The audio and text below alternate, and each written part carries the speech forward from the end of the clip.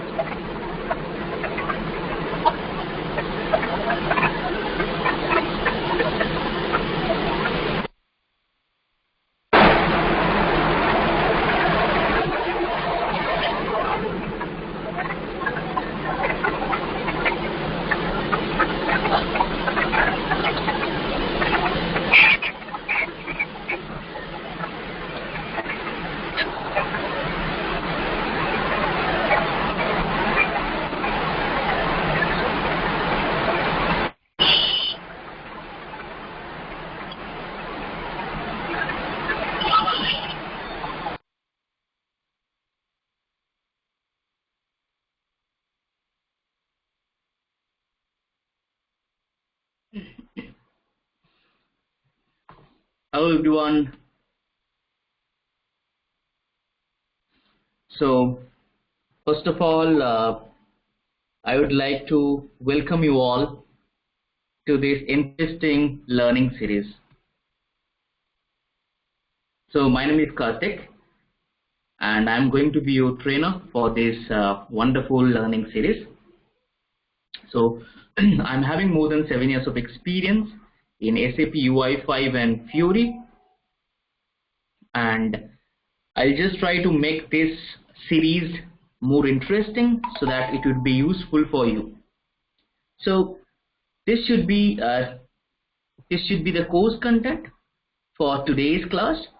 Like, we are going to talk about the evolution of the user interface, how SAP has evolved on the user experience side, and how UX, the user experience, is important in this digital era.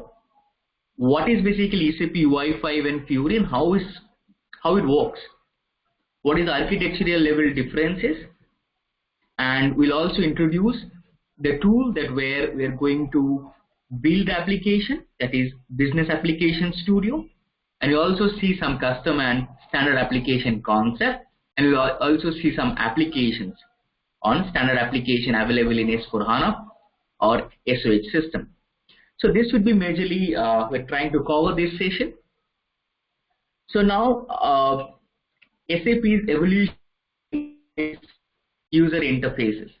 Now I hope mostly all of you are closely working with SAP from a very longer time, and you know SAP, how it evolved. Now if you specifically see the user interface, like the UI, we got lot of different UIs provided by SAP down the lane. Like in 1999, SAP has introduced R3 screen. Then they have evolved and came up with ALB grid report or ALB grid screen where you used to perform any transaction. Then they have jumped into a web-based, which is called WebInPro, which is still there but bit outdated. Then SAP has came up with Fiori. But if you think of this journey, why they have came up and introduced lot of different user interfaces? Because all the set of developments or the product, whatever they have built it, have a certain limitations, and it was not up to date with the market. Like when we talk about the WebInPro application, by 2010 we have got WebInPro. The problem was, the limitation was, the application was not rendering in mobile. It was not rendering in any device. But at that point in time, the digital evolution happened in mobile devices. Everybody was expecting that something to come can be rendered in any devices, including my smartwatch as well. So what SAP was think of, we need to introduce something really cool, and also we need to build some tool, or we need to just come up with a platform where we can host the application, can be accessible in desktop, can be accessible in mobile phone as well. So in that evolution, just transition happened, and they have came up with a tool. They have come up with basically a framework called UI5 with a design principle named as Fiori. And whatever the screen just now I'm highlighting here, this is basically the Fiori application screen. Now if you see, the applications are completely rendered in tablet, in mobile. Also you can access the applications in your smart watch as well. So the barrier they have crossed, and they have moved into any device solutions.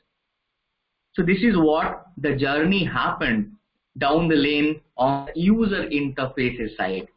Now when I talk about this user interface, what do you feel?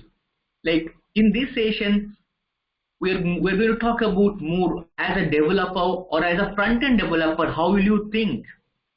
What should be your perspective of thinking to build any user interface? A user interface is something what a user is accessing. Let's an example. I'm opening my phone and opening any of the mobile application as an example of Facebook. So whatever I can see on this Facebook mobile app, that basically my user interface, where I can perform anything. I can write a post, I can do my reactions, I can give my feedback as well. So similarly, whatever I am seeing it right now here, like this is my web screen, so this become my user interface. But this user interface is a very interesting topic.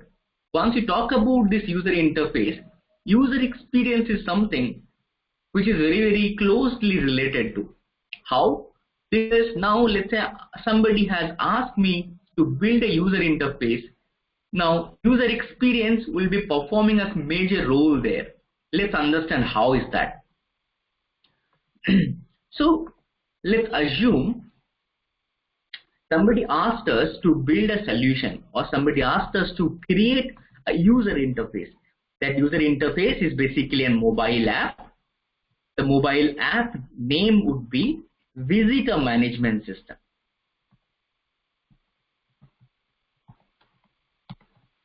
Now what is this Visitor Management System will do? Like I would like to put this mobile app on the front desk of my office. If somebody is coming to my office, at that time they need to fill their information and get a pass to enter into the premises. Now this is one application we're going to build it. Now let's understand, this is going to be my UI or the user interface. Now how this user experience term is basically important to this UX. Let's understand the connection. If somebody asks us to build a visitor management system as a developer, what do you think? Definitely there are some process inbuilt. To build any UI, the first step would be coming. You can do a sketching. After doing the sketching, you can create a wireframe. Once you do the wireframe, you can do basically a POC. Then the final product you will be delivering. So this is basically a process of building any UI. Now think as a developer or think as an artist. You are going to be the artist and you are going to give a solution artistically, and also it should be with a full of user experience. Now what is sketching basically? As a developer or as an artist, when somebody you are going to build something, definitely you will do some raw sketch or some rough sketch in your pen and paper or in your workboard or somewhere. So this is basically more into sketching. Let's do some sketching first. This is the solution we're supposed to build it. We'll do some brainstorming and try to build some sketch. Now once I talk about the sketching, so while think like, okay, so visitor management system, so what are the things, what are the field we supposed to include in this application? Let's create some sketch. We should ask of the person name. We can ask of the person email ID. We'll ask date of birth. We'll ask them for from where they are coming.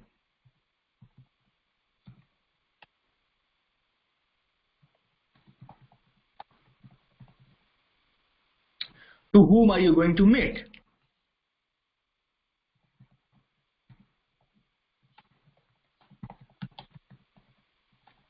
So Then we'll be asking you to take a photograph, or we can ask an ID pass or ID card, ID proof number. So these are the options. I'm thinking to keep it into the application, and we'll be also giving a save button there. So this will be my number of fields to be displayed on the application screen. And then we are thinking we'll be putting a submit button down there.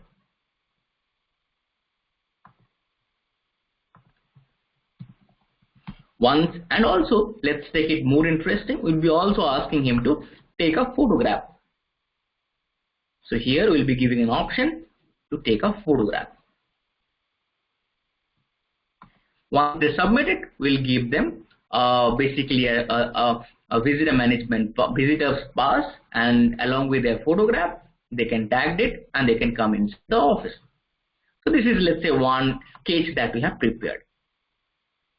We can also create some more sketch with some different field. Let's say this time I am preparing one more screen and thinking to keep all my fields, name, I'll put name,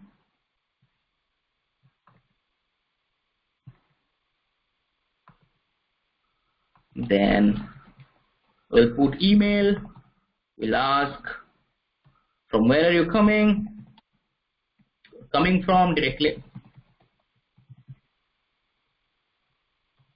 Then also we'll ask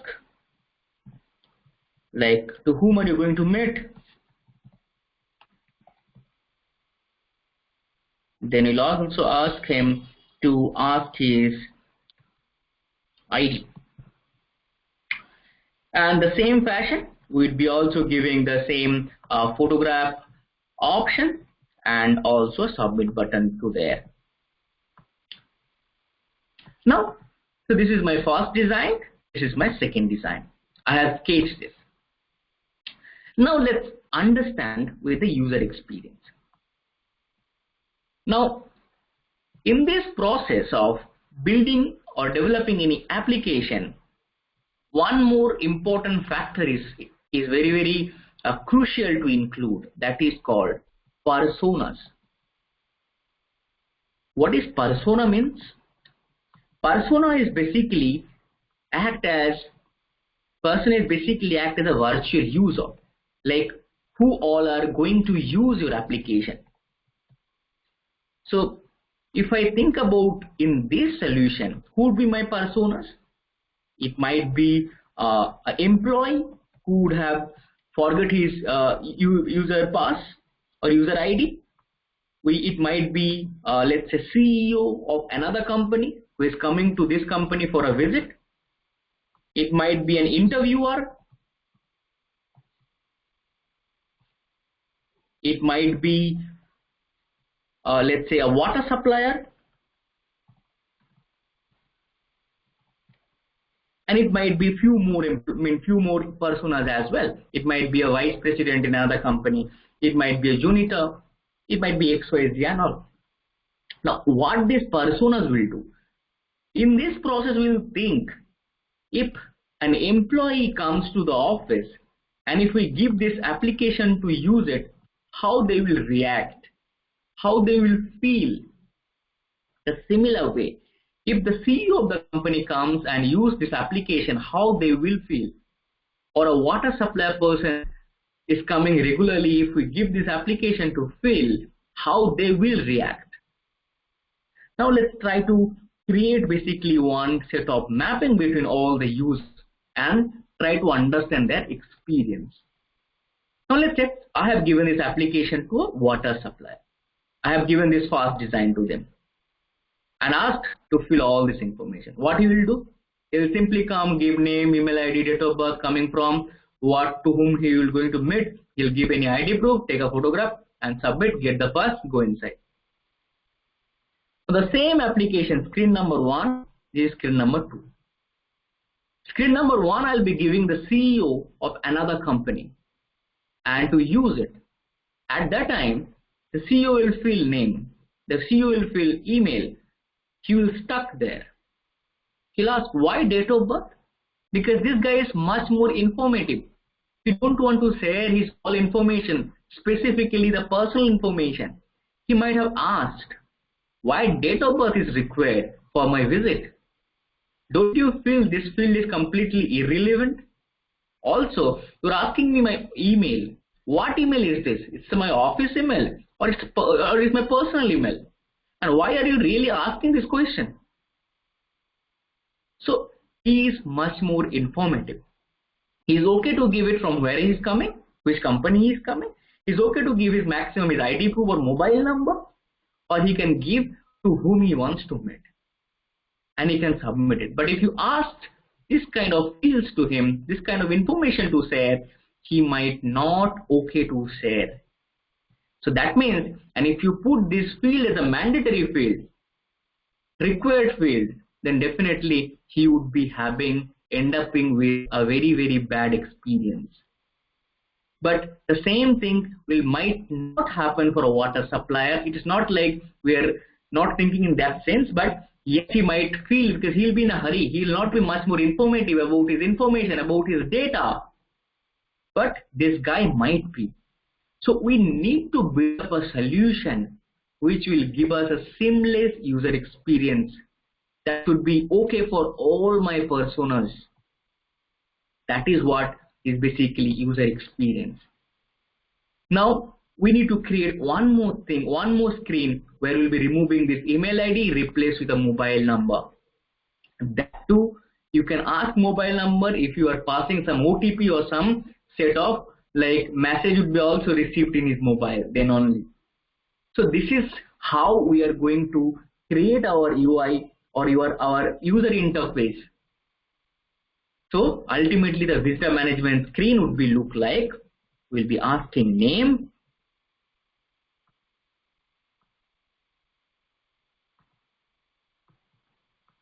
this should be an input field to fill. Don't go for like first name and last name again. Then we would be giving him, asking him for mobile.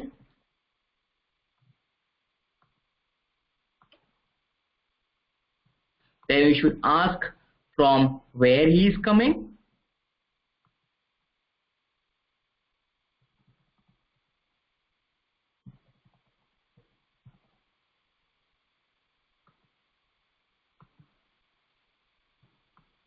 Then we should ask him like to whom he wants to meet.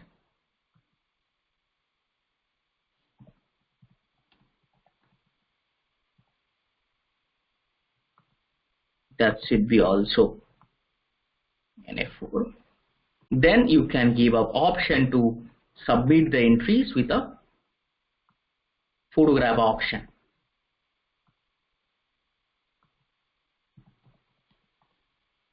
And you give an option to take a photograph at the top.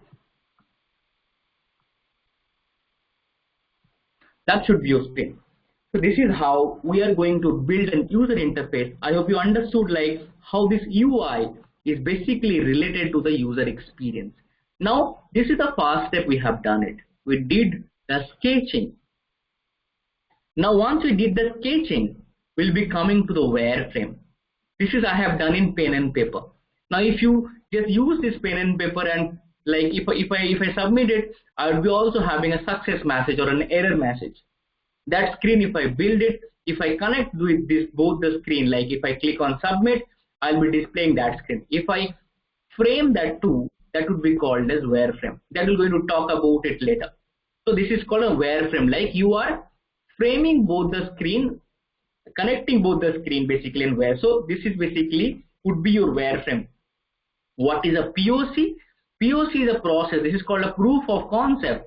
Like before going to deliver any product, you would be creating exactly the same look and feel, exactly the number of fields is going to be there, and the functionality how it's going to perform. But that is not enough. Like with a full-fledged development with basically with a raw data or basically with a mock data, that should be your POC. Once that is finally approved, then we'll go and build the final product with the actual client data. That should be the process of any UI application building. So this is how I was trying to explain you how this process involved in UI and how this user experience has been related with this UI development. Now I'll just open it for any questions if you have.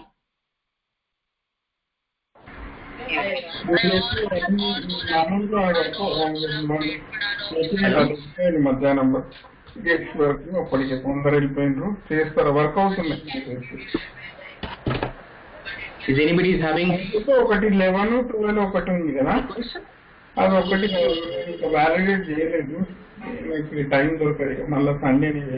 okay, so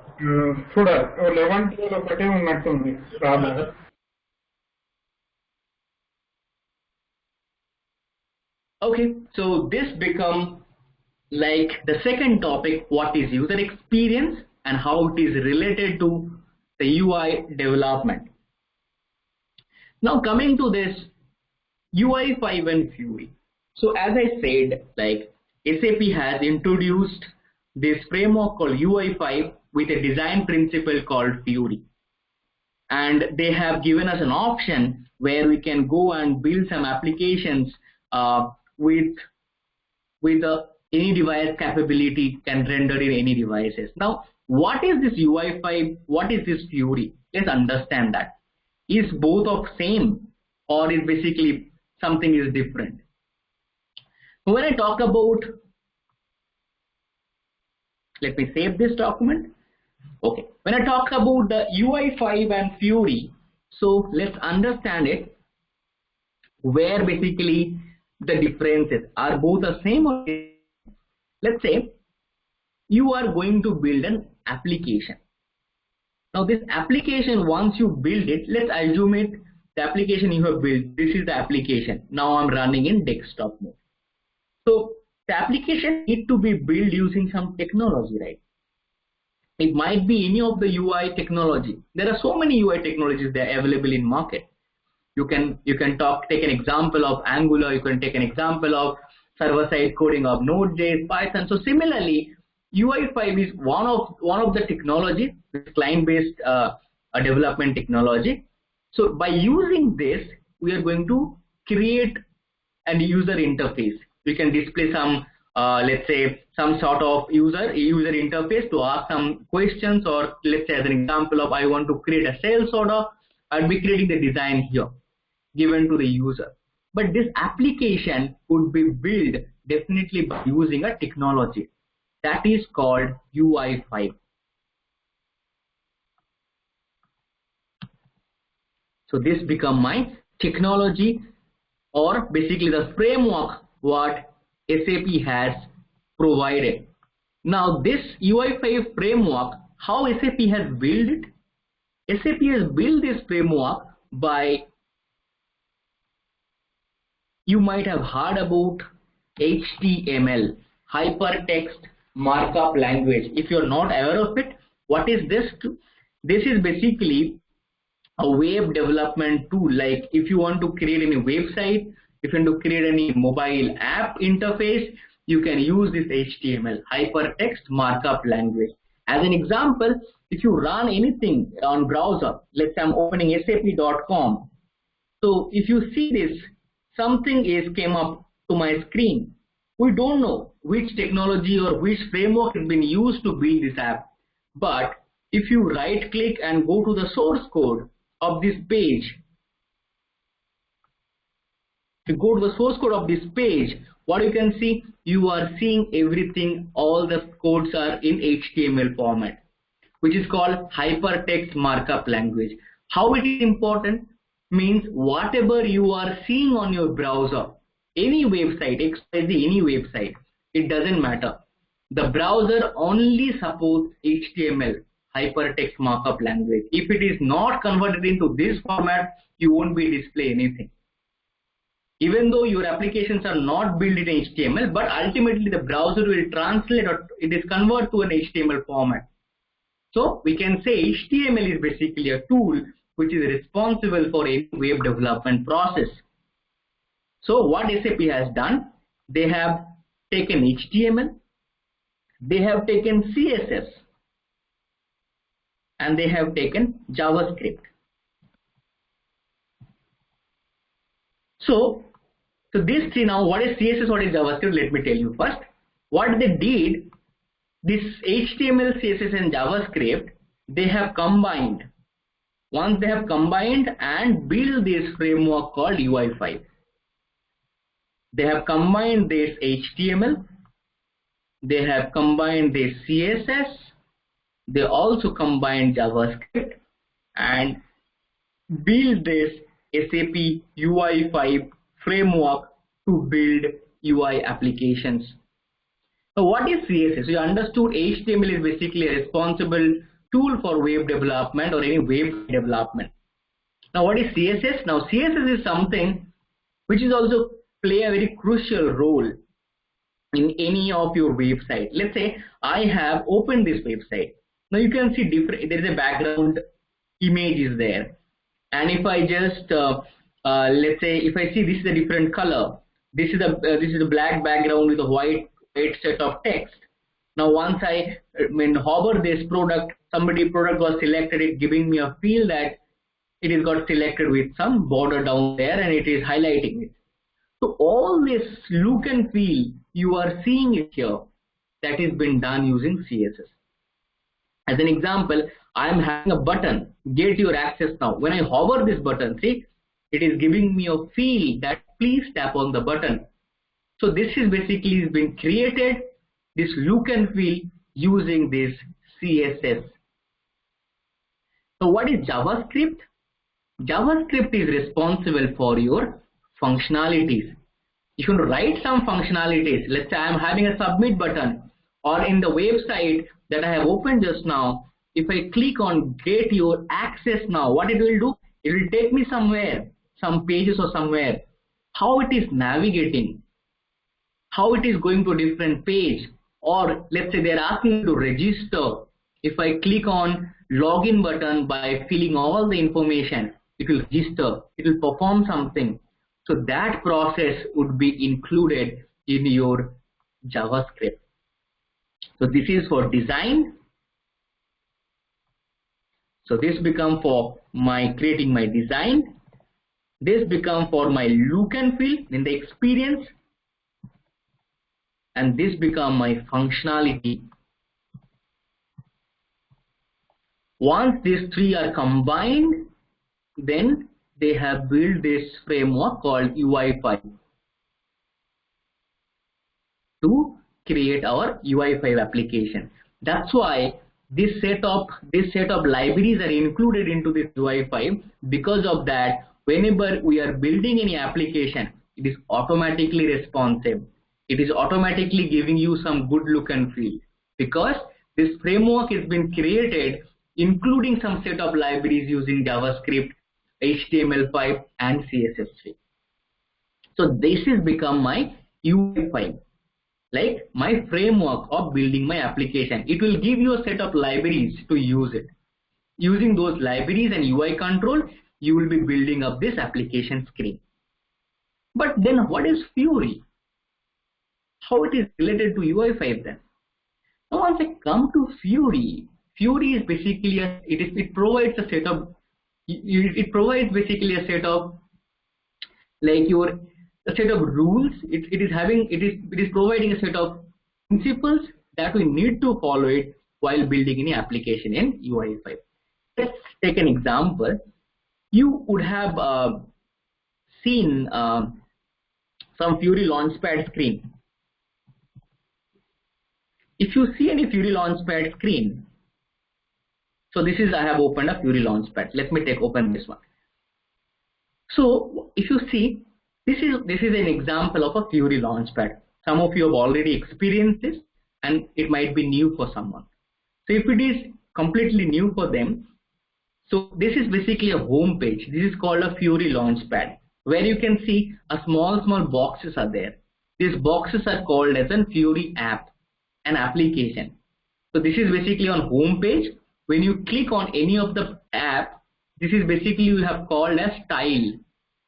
The tile. Once you click on any of the tile, it will take you this respective app, and asks you to fill some information or display some information. So this is my Fiori Launchpad. This is my individual apps. Now these apps are called as Fiori app. And this Fiori Launchpad have some principles, like it is role based. Like let's say today Karthik is logged into this application and Karthik is an employee. So he would be only able to see this set of employees, so this set of application which is relevant to the employee. Now let's say XYZ person has logged in, he is having a managerial position. Now he can see both the applications, like both the categories or both the groups of application. This is called a group. This is a group, employee is the group. Inside this group we have n number of tiles. This is another group, manager is a group and having set of tiles to assign to him. So all the applications level role-based control is there, which is called RBAC, role-based access control. So if somebody are accessible only for leave request and timesheet, we can also control that level. We'll not assign all the other tiles access. So this is having a set of principles we're going to learn in detail in our upcoming classes. So this is a Fiori screen where you can see the list of tiles and the home screen. Now once you open any of this tile, it will jump to an application. So the application, whatever is open, that is built by this UI5 framework.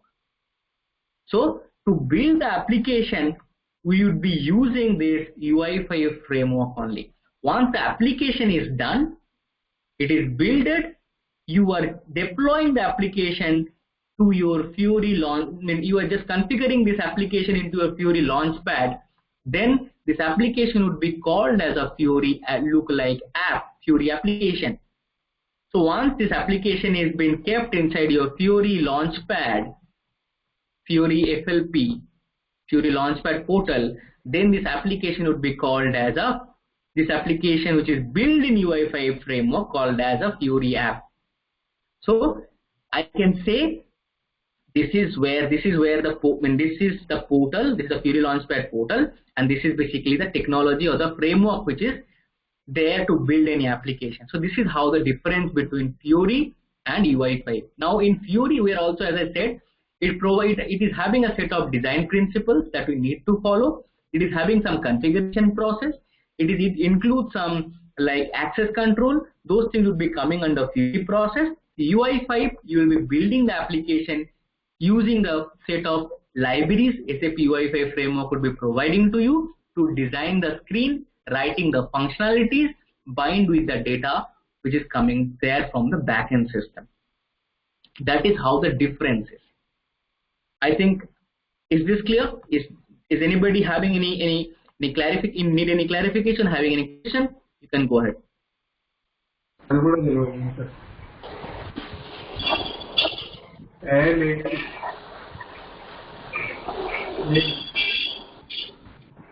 Okay, looks good.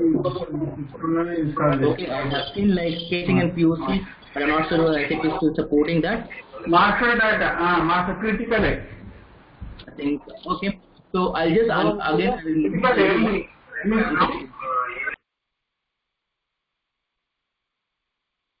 See, sketching and POC is a part of your designing applications. Now, does SAP support that? See, SAP has provided a tool called SAP Build, which has been available in SAP BTP portal, like SAP Business Technology Platform, which is not there in the trial version though. Previously it was available. It is providing you a feature to upload your sketch, do the wireframe, and also you're able to just create and bind with your local JSON data. You can create the POC as well. SAP supporting in the sense like you can, as a designer, you can do it before going to handing over the final product. That process has been, this is possible to do it in SAP Build. But that build again, like, is it available? Yes, it is available, but not in the trial version. Why? In trial version is basically now it is a Cloud Foundry environment. Previously, when you used to open your trial account, it used to open it in new environment where you will be able to see this feature. But right now, as SAP Web ID got deprecated, SAP are focusing more into multi-target application, which is only possible in Cloud Foundry environment. So in that sense, SAP Build service is no longer there in trial, but it is available in your paid enterprise version.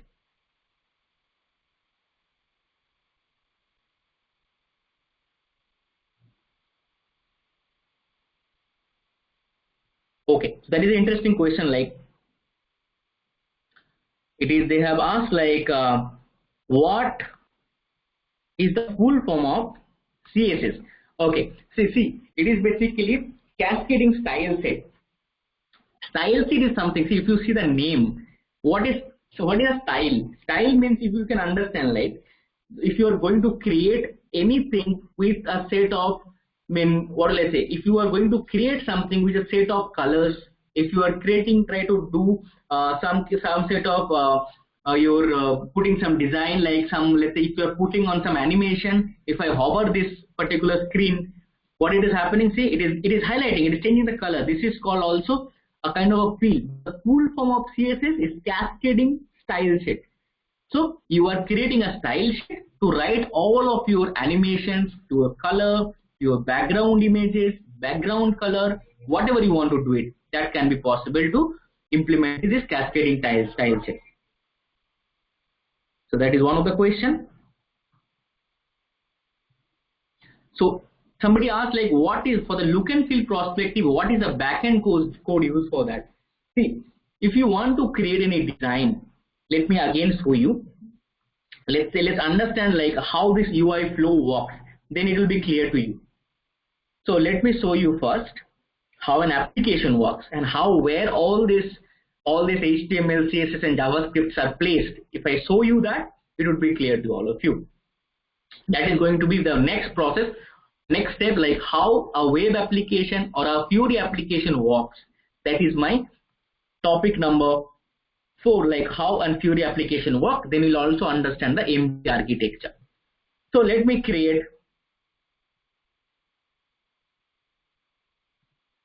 one more paint version. So if you see of building an application and how a Fiori app works, let's say I'm assuming it, there is an application I'm going to build it. This is my UI.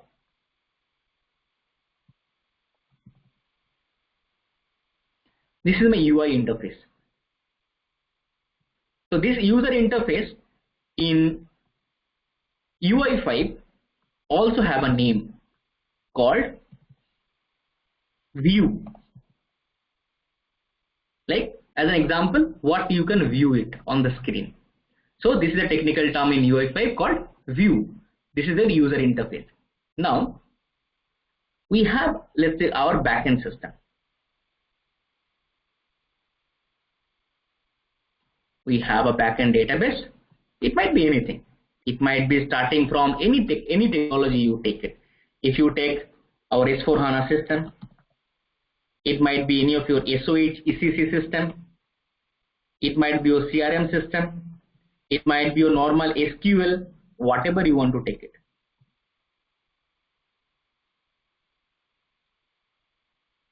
It might be your MongoDB, XYZ, any backend you take it. So this is an overview first, how a web application works, including how Fiori works. Now in case of Fiori, I'll also tell the same concept will go. So this is my backend system.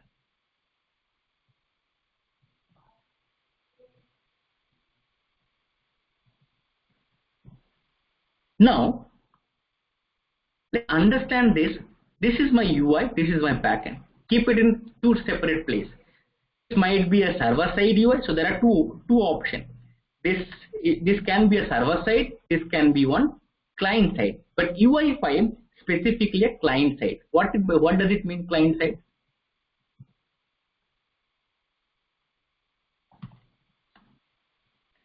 That means you are running your own browser and you are downloading that application on your local browser. It is not loading from somewhere.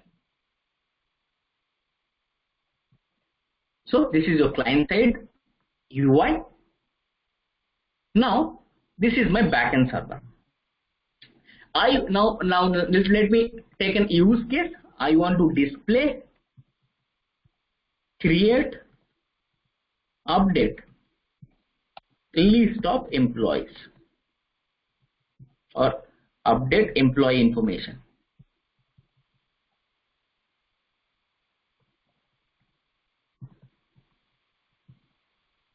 So this is basically the use case. We're going to take it. I'm going to see how basically it works. So this is my application. So what would be my first task? If I talk about I want to display like create or update employee information, definitely once somebody opens up the application, I should be having an option to display my list of employees. I should be displaying my list of employees. Let's say this one, employee 1, and with his information.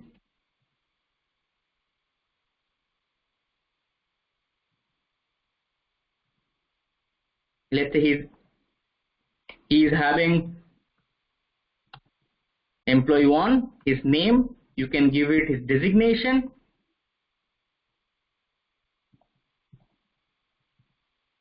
And you can also display his, let's say, employee ID, email.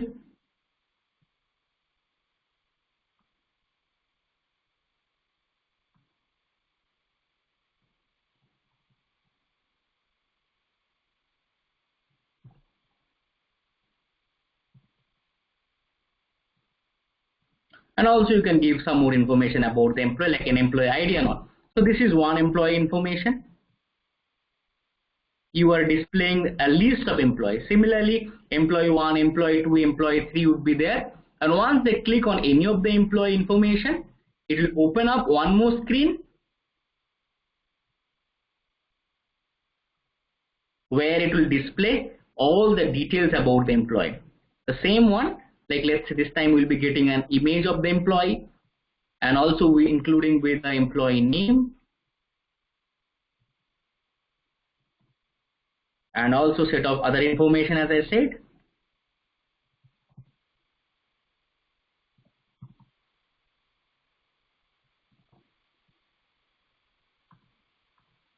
Then also you can see some more information about his personal details.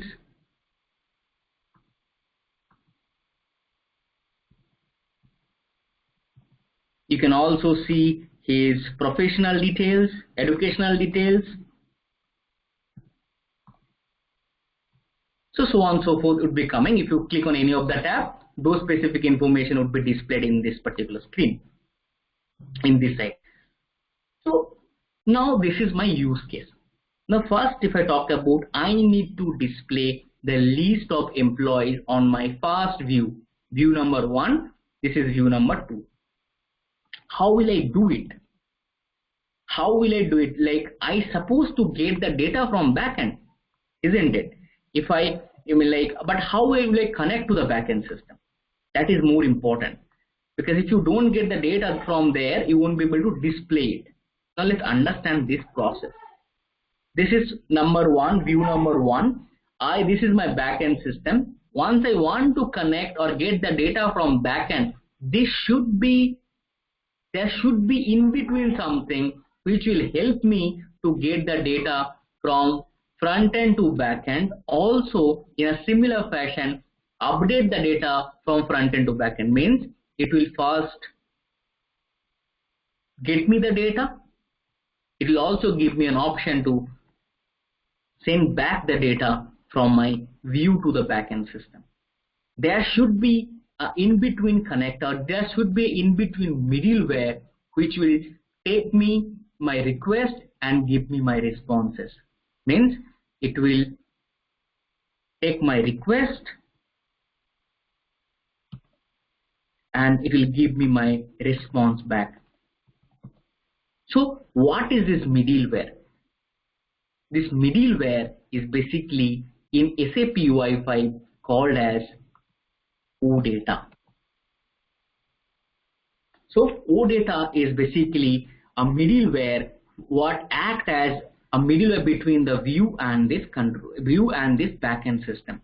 let's say assume it in this process, we would be, if you are from a ABAP background, you might be a bit aware of it. Like we used to have a standard BAP, we used to have RFCs created, function modules. Those things would be created in my backend ECC system. There, let's say we are creating the RFCs, and there I'm asking in my request, I need to get my list of employees, let's say with some filter. I'm asking the HR specific employees, or I'm asking specifically the technical person of SAP, show me the list of employees. What this request will do, it will ask the backend system, I need the list of employees with the condition it has to be HR. So what RFC will do, will be writing the logic there, get the all employees and filter with HR type and give me the response back. Now once I got the response, there should be a format of the response. It might be an XML, it might be an JSON structure, whatever format it is. I'll be getting back the response. Now once I get the response back, then that means I got the value. Now that value I can display on my screen. So first thing, how it is basically working, I am sending a request, asking with some purpose, like I need the list of employees with who are HR. The backend will give me response. This is what. Now let's say I have opened any specific employee 1, and I am giving, after filling up or after editing any of the information. As an example, let's say I'm uploading or I'm changing my personal details in that mobile number, I want to modify it. Once I modify, if I click on submit, what this view will do, again it will send a request. Then this is the employee 1, whose ID is 1234. For this employee, let's modify the email ID or employee, or let's say employee ID or mobile number, whatever you want to change it. And the backend, what it will do, okay, so this is the employee, understood, his ID is this 123. Okay, what is the latest value we got it? Let's update it to the backend table. So this is how theoretically we are going to process this. Now practically we'll understand later. So now if I got the response, now this is really interesting. Now see this is my view. I'm asking request, I'm getting the response. But sometimes you should not display all this record directly. You need to process the response. Processing means, like, let's say I want to change some structural format, or I need to do a format for the particular how the structure is coming from backend. Let's say as an example, I need to put some images based on some grade. Let's say A grade HRs would be having some different set of logos, or we'll be giving some normal employee, like gradation wise we can give some different icons as an example. So, and in that case, I don't want to use a raw structure of the data. I want to just format the data, or I want to process something. At that time, what is very, very important to know? And that process is include one more thing called as controller.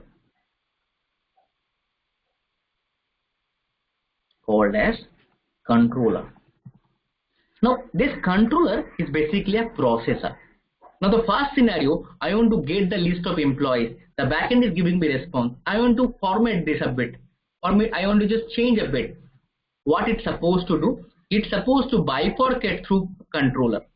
Like we'll pass the data from here. The response will be taking into controller. Then in the controller, we are thinking to put into the view. But there is one more scenario. Understand this process. Let's say I am dealing with employee 1. Similarly, I have employee 2, I have employee 3, and I have employee 4, like that. Now there is one more interesting point is here. Let's say you are dealing with employee 1, and what you are doing it, you are modifying the response in the controller and you are displaying it. But sometimes you are asking some few more requests. I want to display their payslips also. I want to display my payslip. That is coming in a separate, let's say, request. But when I'm dealing with their information, at that time, let's say payslip should not also, I should not like lost my information, right? Lost my response, right? Let's say the first request I'm getting list of employees, and in one more request I'm getting list of payslips of the employees. So I am processing right now about the employee information, but I already got the response related to payslip. But where will I store that? I need to keep that data somewhere that I can use later point in time, right? So there is something called in between is available called model. What is a model? This is also playing a very crucial role. A model, if I try to give an example, is basically a locker. Like what a locker does. If you want some valuable information or valuable stuff, you used to keep into the locker, but you would be having a right access to the locker to take that particular valuable stuff anytime. So similarly, model is a kind of a locker which creates runtime. It is not a database where it can store. It's kind of an internal table. So you can take your response back to the model and keep it. After that, you process it. After that, you view. You just give it to view for displaying purpose. So you got the raw response from backend. Keep it in model. Use that data into the processor. If you want to format it, then give it to the view. Or if you don't need any processor, you can directly give from model to the view. So this is how it is connected. Let me show in a better diagram. You are getting the data into this view. So you are getting the data. So let's say I am having a backend system down there. Let's say this is my backend system.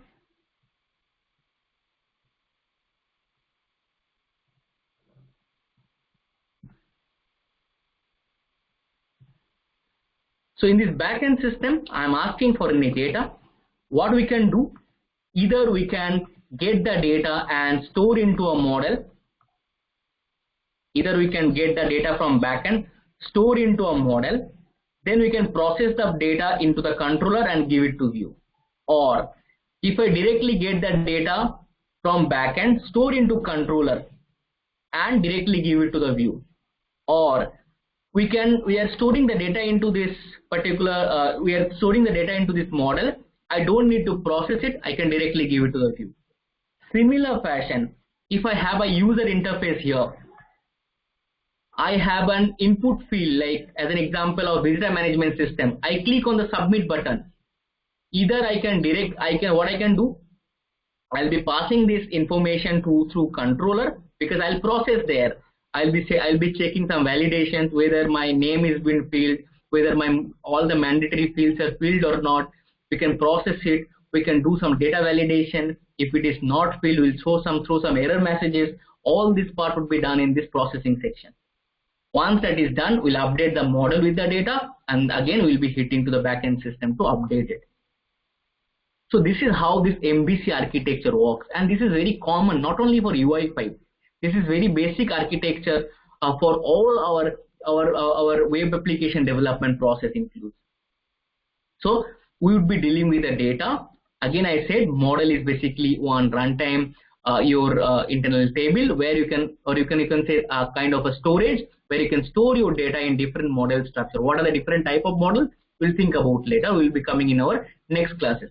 So this is how there you can store the data and you can use the data as per your wish. This is how MVC architecture. Now coming to the point, as I said, this view means your UI screen.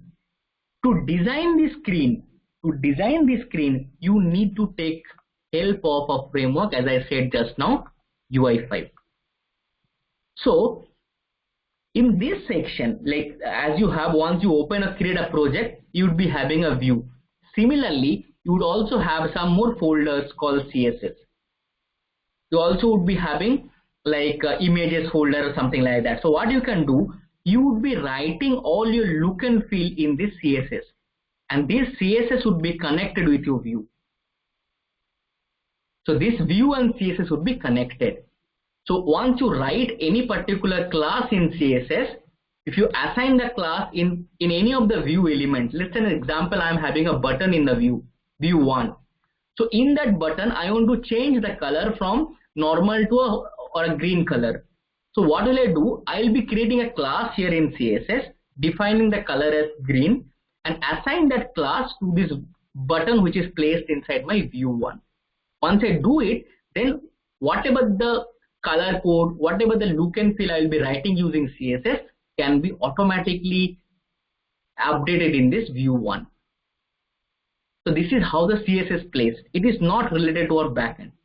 This is in the front end presentation layer. If you want to use any background image in this view 1, you would be creating one more class in this CSS as a background image, this one, and that particular class will be assigned to this complete view. Then what it will happen, the background image will come. So this is how it will be working. So it is no related to the backend system again. Okay, so if you have any other questions, you can ask directly.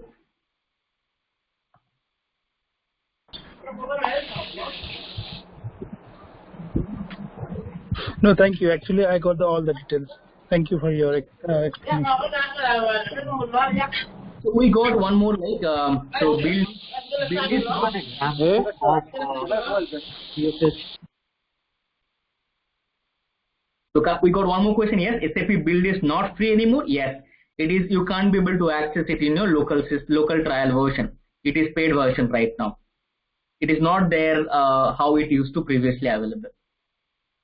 So now there is one more question we got it. The development in BAS, like development in Business Application Studio and Web ID are same or completely different. Now coming to this point, answering to this question, let's understand why basically Web ID got deprecated and why this BAS introduced. If we understand that, then we can just get an idea is that really going to be same or different. But that is basically in my course content the next topic. Architecture level, how Fiori works and what is basically Business Application Studio does. So let me save this and open a new one. See, let's understand this Web ID. We also heard about local Web ID. We also introduced BAS, how this ID are working. And if it is new to someone, like what doesn't know about Web ID, doesn't know about Business Application Studio, let me give an overview first. So let's say you are going to build an UI5 application.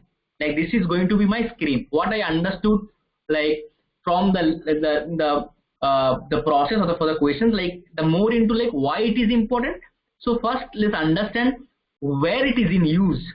I am going to build a screen for my mobile app or for my web application. What will I use? I'll definitely use the UI5 framework to build it. But the question is, where will I build it? There should be some place that I can consume these libraries, as I said in the last few minutes. It is providing me a set of libraries, but where those libraries would be set, where can I design this? So that requires one IDE, that is called Integration Development Environment. In this IDE, what we will do, we will just install all these UI5 resources, and then this IDE would be set up for UI5 application development. Now down the line we got different IDEs SAP has provided. Initially we used to do a build application in Eclipse. Though Eclipse is still available, but it doesn't have all the feature which is required for a standard or basically SAP recommended structure. But though Eclipse can be used right now as well. Then SAP has introduced called Web IDE. Then also SAP has provided a personal edition of Web IDE. Now let's understand both those things also. Now SAP has introduced BAS, means the Business Application Studio.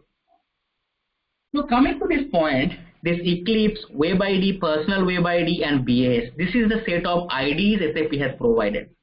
Also you can develop an application in Visual Studio Code.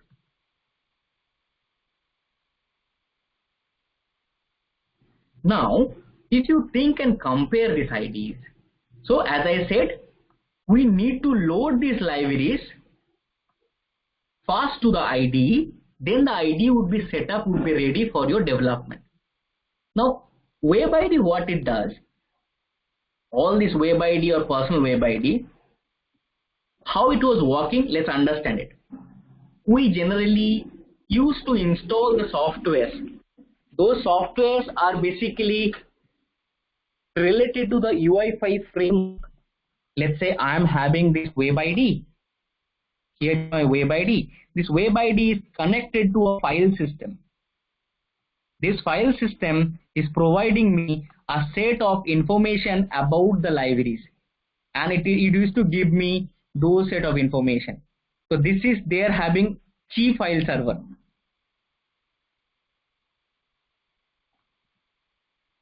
They're having a key file server for personal edition. So and Web ID. So what is basically this file systems helps me to get my all resources loaded. Let's take an example to make it interesting. I am running this application. This application is basically for visitor management system. I have built it. Now I need to run this application on my browser. So what browser will do? Browser doesn't have anything, right? It's just a normal browser. If I want to load anything, I need to get all my supported libraries. Then only my application will be rendering, or I can see the application. So once you build any application in Web ID and personal Web ID, there used to be on file server, which used to provide you the set of necessary services and basically set of necessary libraries to load the application on your browser. This is already there. That's why if somebody have already used personal Web ID, we need to run that personal Web ID via Orion. So Orion is something which basically helps us to load or to enable the file system. If I load in our Web ID full stack, there we are having key server. So there also we are having file system automatically loaded once you open the Web ID. But for a BAS, that file server is not there. There is no other file server available in this BAS. For this process is bit different. Different in that sense, we need to, like, while creating the project, the file structure would be downloaded automatically, but running process would be bit different. Now, where in Web you will be hitting the button and run, and it will run like that, and it will be just going in the backend this file server, and it will load in the browser. It would be bit configuration would be there, like to configure your run process. But now, why they have introduced and they have deprecated this Web ID? The reason behind it is SAP is basically now moving very fast on user interface domain. Now, if you might have heard about something called MTA, multi-target applications. What is multi-target application? So before going to understand multi-target application, let's understand why this Cloud Foundry came into market. Because multi-target is related to Cloud Foundry. So what is a Cloud Foundry? Let's also understand this. Whenever, like, 1 year back or 1.5 years back, when you used to create any account in SAP Cloud Platform, at that time the name was SAP Cloud Platform. Now it is got changed to SAP BTP, Business Technology Platform. So now in that Cloud Platform, when it was, if you used to create a trial account, what it used to happen? It used to basically give you a Neo environment trial account, something called Neo. If somebody already used it, might have already experienced it. Now Neo environment is providing you set of services and also giving you full stack Web ID access. It also has it also have all the other things, whatever was available at that point in time. When we can have basically one a trial account of this Neo. But what SAP thought, we should not be restricted our IDE, integration development environment, to build a client side like records. Client side application. It also should be compiled, or it also should be having in a position that I can create any Node.js application there, server application. I can create and deploy the application across different modules, across different cloud systems. I am now pointing this. I'm pointing to SAP Cloud, but there are so many clouds are available. We have Google Cloud, we have Azure Cloud, we have AWS Cloud. So our ID should not be restricted to a particular cloud system. It should be a multi-cloud system. It should be a multi-targeted based application. Then only you are giving a flexibility. Otherwise, your application would be rigid, right? No. So what SAP thought, let's build an ID which will be much more advanced, having more facilities and flexibilities compared to Web ID. So what SAP has introduced, Business Application Studio, which is also give you a similar look and feel of Visual Studio. The process wise, like how to run it, how to configure it, how the debugger plays. If you have opened Visual Studio Code, you might have seen the same look in BAS as well. Now, the process wise, so this is how BAS has introduced. But this BAS, what SAP thought, we can't give it in Neo, because Neo we should not disturb it. Why we should not disturb? Because there are so many clients, thousands of applications in Neo environment. I suddenly can't change it. Neo is deprecated, Cloud Foundry came. Neo would be there. The application build is in Neo would be there. Also Web ID is still there. Web ID full stack is still there, but that's not accessible in our trial account.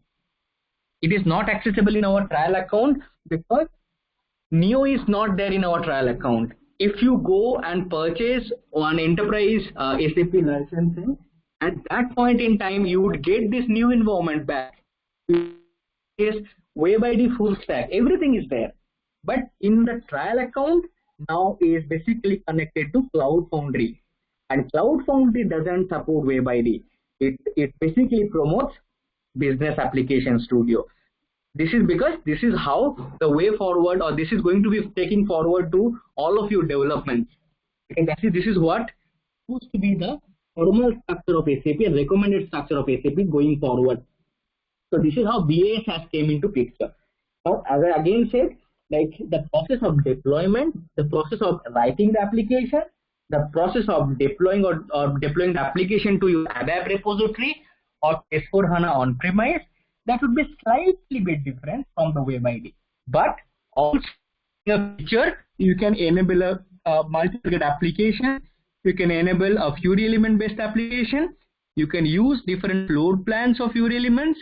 As an example of list page, overview page, object page, we will see in the upcoming classes. Those facilities will be giving in BAS. But now, like if somebody is thinking like, okay, you talk about Cloud Foundry, you talk about business BTP platform, you also talk about cloud platform. What is that? And I'm not aware of it. How can I access that? Let me show you. What will I do?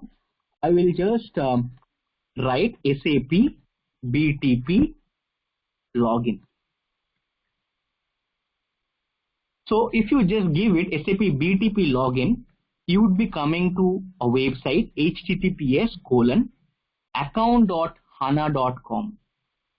If you go inside this,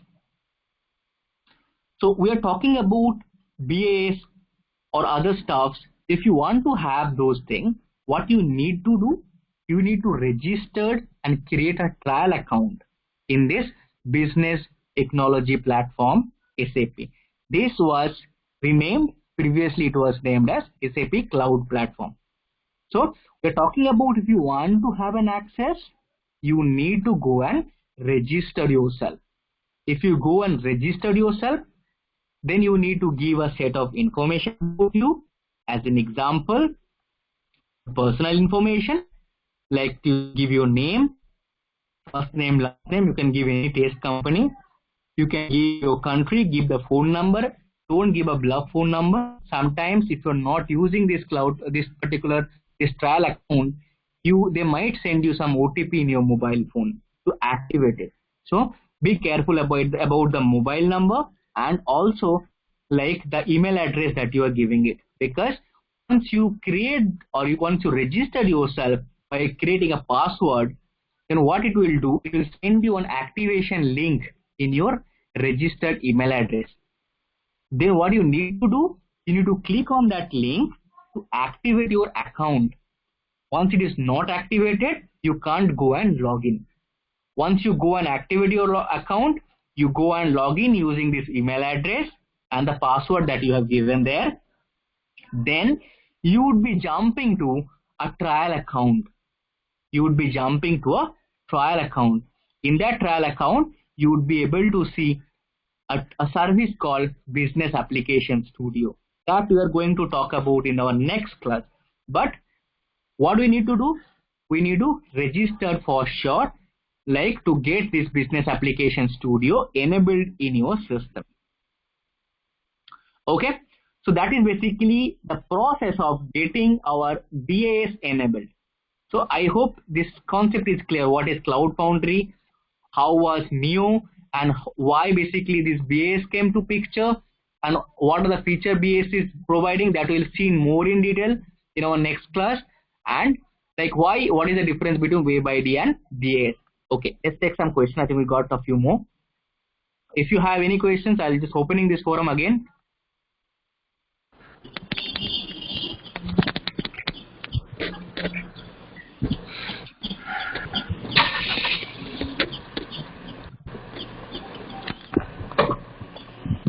Okay. Then any idea how to log into SAP support? Okay. How long SAP support Web ID? I don't have any specific information from SAP, like when they are going to drop this out. But definitely it is not going to happen in very quickly, because they're going to give us sufficient time to migrate those applications, and migrating Web ID application to BAS would not be very easy. In like converting into multi-target application is not going to be very easy. So Web ID definitely would be there. Hi Karthik. Hi.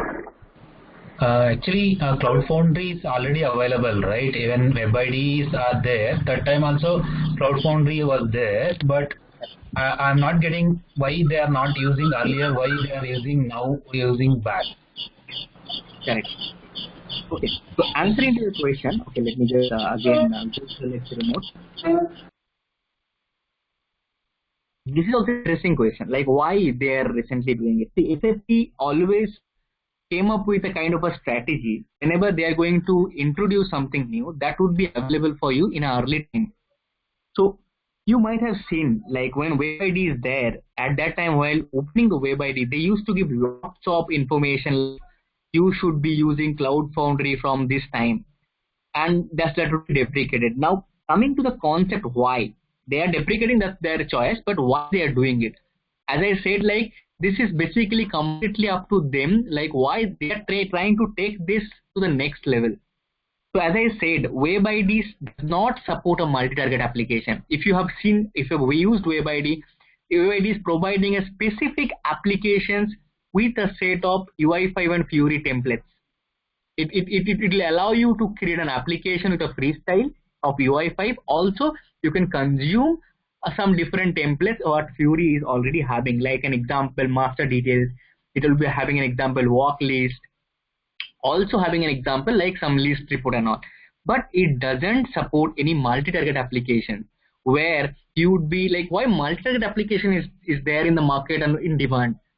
See, think of like, let's say as an example, currently let's say I am the owner of the company.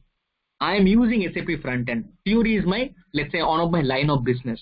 There I am using this framework to build my application. I have built thousands of applications for my end customer. I don't want to switch back Fiori to XYZ new technology because I can't change that. That will impacting on my business. I need to give a training to all my users. That will be really going to impact my business. I want to keep Fiori as a front-end technology. But that doesn't mean that I can get the data from Azure. It doesn't mean that I can take the data from AWS system. It doesn't mean that I can take the data from a MongoDB system. I might not be able to use SAP S4HANA. I might not be able to, I may take the decision I will not use SAP backend system itself. But my front-end change going to be a very big impact on my business. But the application right now in Web ID doesn't support that. It doesn't able to talk to the multi-target cloud environments. It doesn't have the feature to consume an API which belongs to Google Cloud. It cannot have that. So you need to hard code this somewhere. You need to create some destination somewhere. So that process, I can't be able to create set of like destination for let's say as an example, if it is not a REST API, I can't be able to connect to this AWS or Amazon cloud. So it's supposed to flexible enough my UI to be communicated to multi-target applications. So Cloud Foundry is one of the environment. Though it was showing there, we were choosing new to go forward. But Cloud Foundry, they have given by default as of now. Why? Because this is their roadmap and they're asking the developer to be updated with that. That's what they're providing Cloud Foundry right now as a default. They're deprecating new. I hope I am answering your question. I think if you have any doubt, let me know.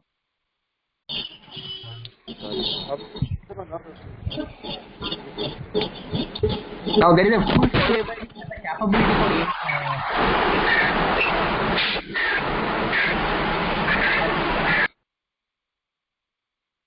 full stack web ID was capable if you that they have given an option like you can choose an application in Neo or in Cloud Foundry. If you choose Cloud Foundry by default there, you would be able to do it. But the option was limited. If you see in our BAS, the options you'll be getting it there. It doesn't support all the kind of load plans what SAP has provided at that point in time. They have enabled it. The Cloud Foundry, and you would be choosing an option to select which environment you'll be going for, but it was having a limited feature. That was a challenge actually. Yes. So that is what actually. So we'd be having the empty application that would be much more advanced, definitely in BAS, and also having much more feature advanced in terms of building your application framework. So that should be the process. That is what this Web ID is basically deprecated by SAP. It is not in that sense. It is not deprecated. From the trial environment, it got deprecated, and it has introduced Business Application Studio. So now coming to like our sessions, what we're trying to talk about. So we understand how the evolution happened in SAP, how the user interface got changed, and how this UX is important, as I said, and how it is interrelated with UI5 development or any front-end development process. Also understand what is UI5, what is Fiori, and basic differences between both these two. And also we have understood like how a Fiori application works, or in general how a web application works. What is the MVC architecture that we understood. We got a bit overview about Business Application Studio. Then now we'll talk about first what are the different UI controls are available in UI and how to access that. And also we'll talk about the custom versus standard application differences. Now coming to the last point here, look, what is this custom, what is this standard? So UI5 framework is open. This is an open source, and you can build an application using this framework, and you can build any application. But there are two categories of the applications. There is one called a custom application. There is something called a standard application. What is that?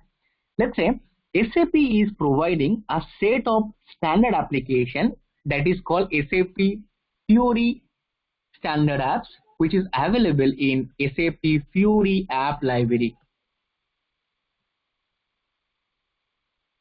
So once you open SAP Fiori apps reference library, what you see here, you can see the list of application what SAP is providing for different line of business with different technology point of view. Like if you see the list of, if I see the category, we are having all applications, like all different type of applications, not only Fiori. As I said, as I said, WebDynpro was also there. We also said like we have some GUI screen like the R3 screen, ABAP screen that we have. But there are so many applications are still there with that format. So Fiori is one of the application type. Now if you see category wise, they have given all the application for SAP S4HANA. Also given all SAP Fiori apps for S4HANA. All SAP Fiori app for Shoot on HANA, SOH, Business Shoot. Now if you see any of the categories, as an example, I want to see the Fiori application for S4HANA. If I go there, it is showing me, you can filter the list of SAP Fiori for S4HANA based on the line of business, based on the industries, based on your product version, based on your other like component and all. If I go and choose it for based on the line of business, I can see for HANA, they are providing related to, let's say, asset management, there are 249 applications are available. If we talk about the HR, human resource, 53 applications are available as a standard. So this application called as a standard. Now what does the standard means? Standard means you already have the application ready. So let me open any app. Let me open an application from human resource. As an example, let's say my or a approved timesheet. Now once I open this approved timesheet application, what is giving me some information it is giving me. Let's talk about information later. This is how the application will look. I can see my list of timesheet. Also I can go and approve my timesheet for my employees. So this application is ready-madely built. If you want to use this application, what you need to do, this application you need to configure in your backend system. How to configure? That will come it later. But just take a view like this is called a standard application. In this standard application, what you need to do, you need to see the application would be available for your backend system or not. If your backend system is S4HANA and if your backend system is your SOH, you can both the like server, you can both the system, you can use this application. If it is S4HANA, what you need to see, you need to get some more implementation information down the line. So you need to activate set of components to get activated and get this application ready-madely used for your business. Now let's say, talk about a custom application development. Now you are trying to implement something where let's say the application is not ready-madely built here. Or the application that you are trying to build it, the timesheet, you need more feature. More feature in the sense your business process is not fully aligned with this application, whatever they are providing. As an example, let's say your company is dealing with some set of kind of a hybrid structure where you are also having fixed cost project, you are having like resource on like some kind of a outsourcing project. So there are a lot of other processes are included and it is very complex structure as an example. But you can see approved timesheet is there, but it doesn't imply with all or it doesn't cover all of your functionalities or all of your processes. Then what you will do? You will think to customize it, the standard application. Now there is one limitation, you can extend the standard application up to a certain limit. Like we can't go add something, a big screen inside this. You can't do it. There is some certain extensibility, restrictions SAP has kept it to like intact their design. It should support also, right? If I go and introduce something, let's say a major change in the design, the application which has been built, that should not take it properly, right? So it is having a certain extensibility, provide some extension point. What is that? Commit later.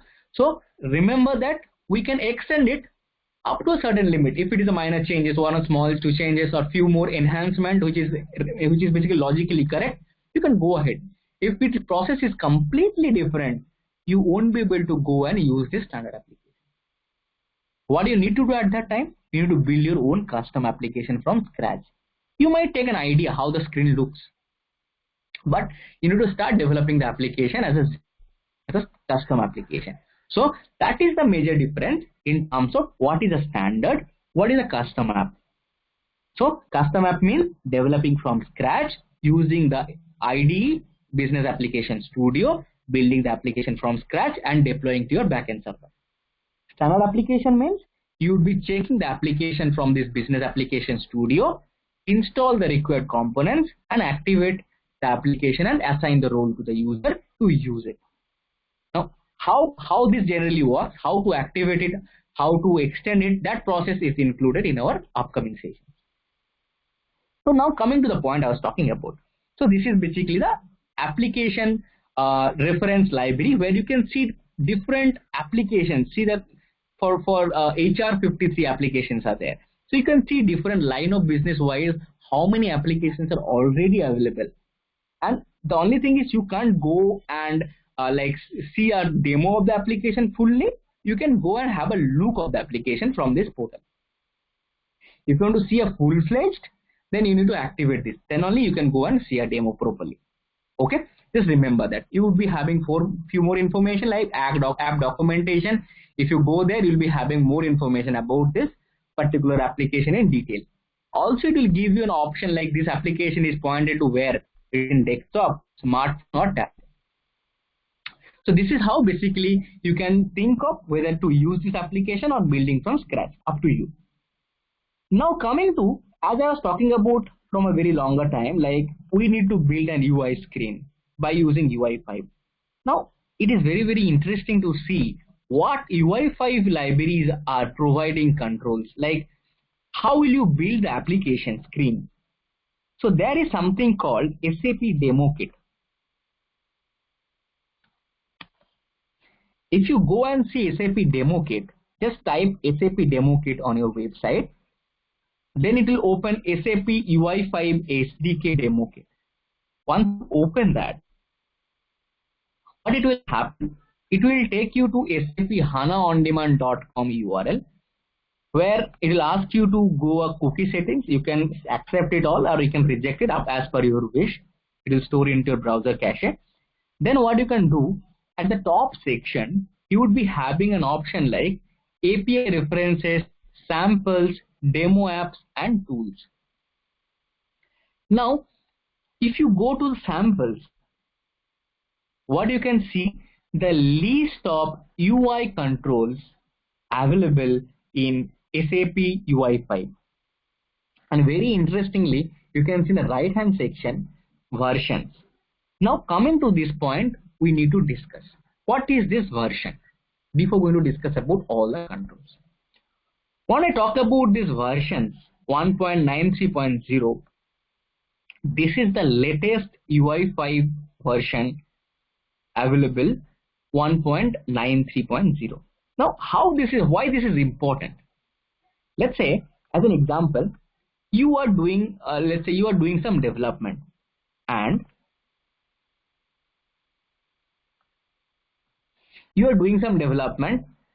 so that development definitely deployed into your server, your backend server, backend gateway server.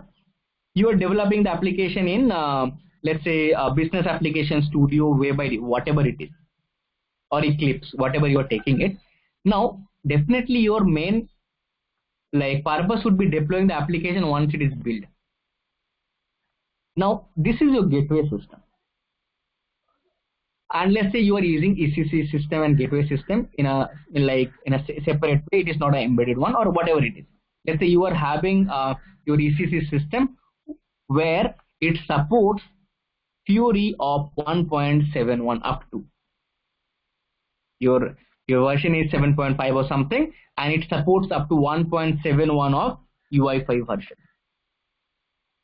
Now the twist is, if you are using any control which belongs to 1.93, but you deploy the application in your server which supports up to 1.71, what the magic will do?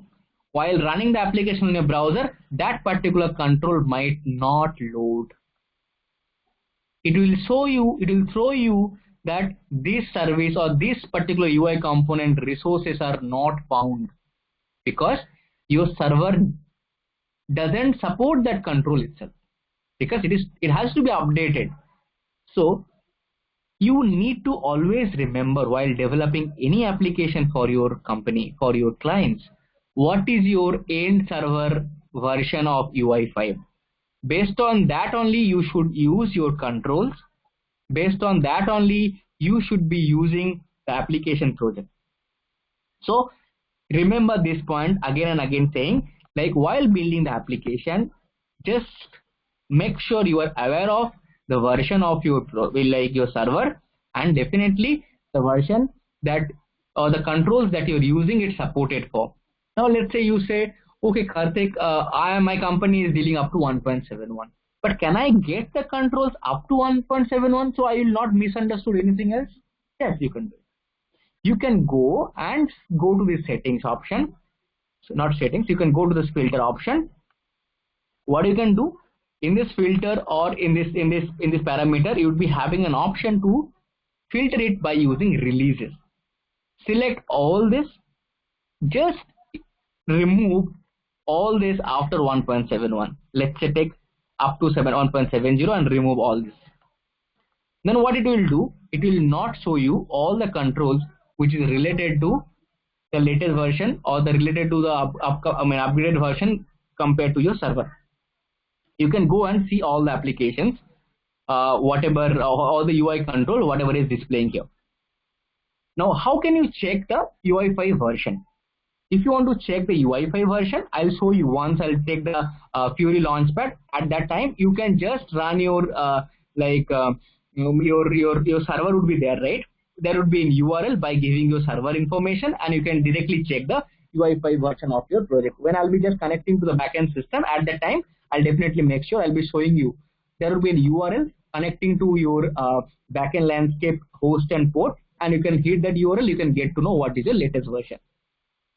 And if you want to get to know like what is the software component version of your gateway and all those things, that also you can go to your SAP logon, go to the system, and there you can see the status in the version.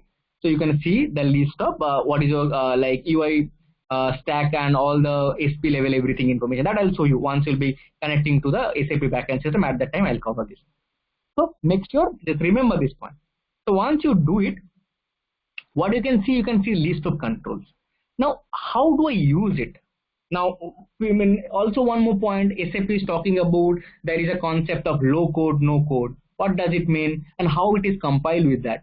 Now, these controls are basically, let's say an example, I want to take a control of icon tab bar. What is an icon tab bar does? Let me open. So there are different type of icon tab bar with some different feature it is available. So I'm opening any of the icon tab bar here. So you can see this design, whatever you can see it right now, it is ready-madely available. You can see different tabs are available, A, B, OK, overweight, data are getting changing, data are displaying into a table. So this template is ready-madely available. You can go and see the code here. Just click on this curly braces. You can see the source code of this. You can see whatever the source code is. This source code is ready-madely ready. If you want to use this template, you can go and download this template also. So this is how you can see, starting from any minor component, like as an example, a button. I'll show you how a button works, or how a button basically looks in UI5. So I'm taking it there as having different type of button, a radio button, segmented button. We also have a normal button, toggle button, so menu button, bookmark button, overflow toggle bar button. So up to your choice. You would be the designer, you would be the artist, you would think how my screen will looks good, which control shall I use it, and how it can create a very rich user experience to my users. Let's start with a button, a normal button. Once I talk about a normal button, you can see there are different types of buttons are available. See, there is a button with a green color, there's a button with a red color, there's a button with grayed out and unable to click, there's a default button, there is a button with only icon. So what you can do it, excuse me, so you can use any of this button in your application. So how to use it, that I'll show you later. So just look at it, like they're categorized it. Like if you want to have an approval process, use this green color. Ready-madely ready, you need not to write anything. It is responsive, the color would be there. You need not to write a single line of CSS to make it colorful. See, once I hit, I'm just hovering this button, it is just giving me a feel. It is filling with a green color. Or reject, it is filling with a reject color, red color. See this? So all these things are predefined. Where it is predefined? In the software libraries, UI5 that you're using it. So that is what I was talking about. The low code concept. You can drag and drop this particular button in your page. Automatically you can get this button ready and it will be responsive. So this is one type of button. We have menu button. If you want to see a menu button, if you have a scenario like to select from any menu, see this, you can see multiple menus like this. So if you see, all these things are responsive. Also, all these things are ready-madely built. What you can do, you can drag and drop or use the source code, whatever it is there, or you can write your source code there. So that is the option. So this is basically a reference point of view. Build this tool where you can go and see what are the possibilities available, what are the controls. See here, you will not majorly creating a custom control, like where let's say there are some set of design example where HTML5, if you see in HTML web designing tool, you can do a lot of like enhancement for any particular control. But here, what are the controls are already available? You can't change it. Like if you say like, okay, this button is there, add. So if I click on add, something should come up again, like which is drastically changed. So it will not happen like that. This is their one of their component. This is already pre-built component. You can't customize in a more level, but if you want to create some kind of field, you can do it by your own also. We also have something called a toggle button. If you see a toggle button, like it's kind of, if I pressed it, it is got unpressed. If I click on again, it got pressed.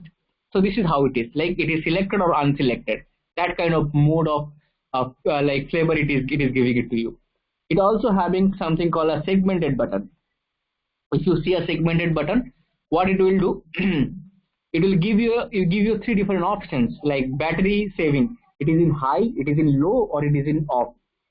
So this up to you. You will be choosing any of the options. Like where will be using this kind of like controls? This kind of control you'll be using where your options are minimal. As an example, yes, no, high, low, off, or very high, let's say medium, low. So all these are restricted. Like if you're having a maximum four like items, you can go ahead and show this kind of design also.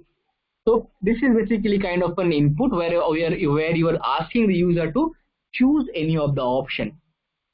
This is called segmented button. Radio button you have. I think you might have already seen what is radio button. Like you are selecting any of the option for your particular ask. Also having let's say this is basically more into the buttons. You can see here buttons. Now I'll show you how basically here a form works. This is called simple form, or let's say let me show you first before form. A normal input box. How the input box looks like. The input also having a lot of controls.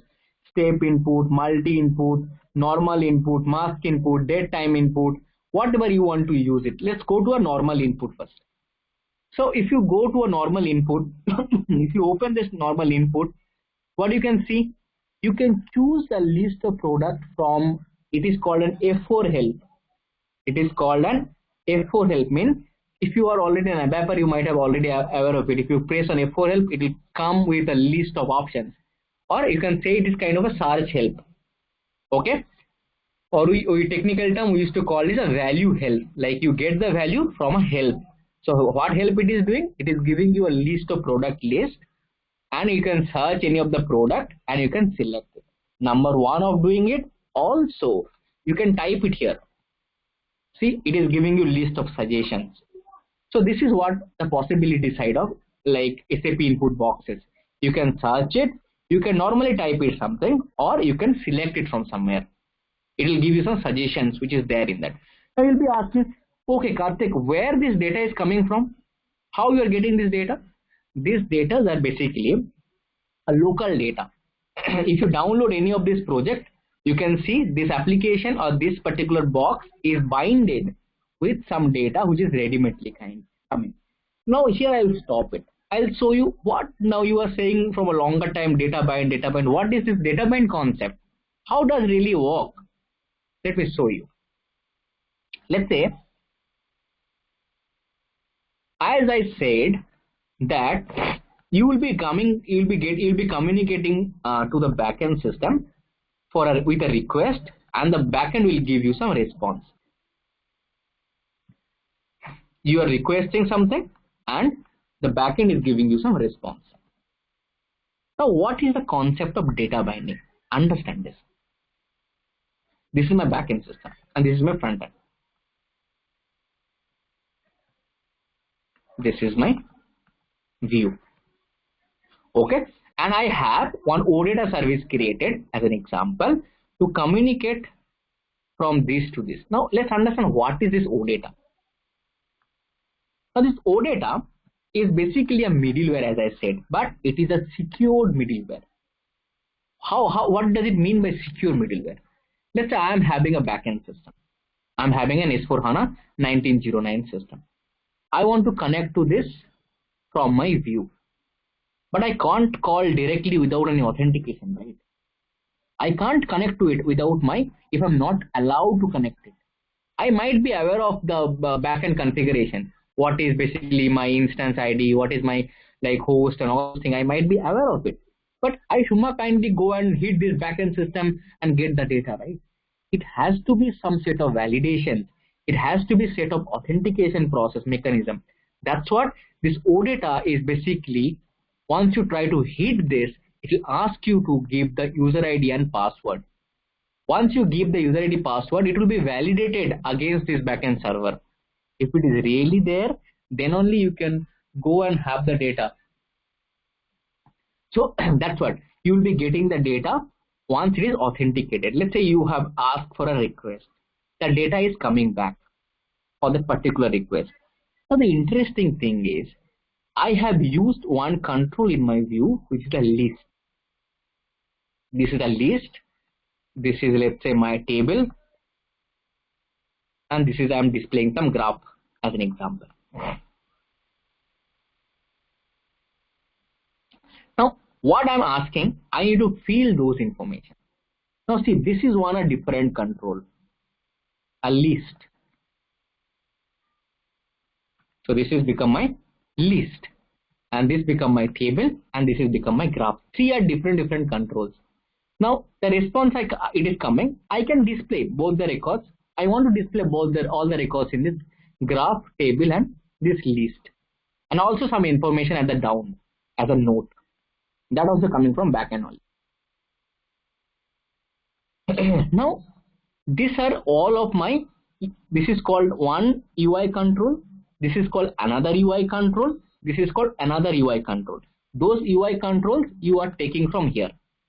Either it's a list, as an example list. If I go there, if I go search a list, I can open any list. See this is my list. This is one list. This is another list.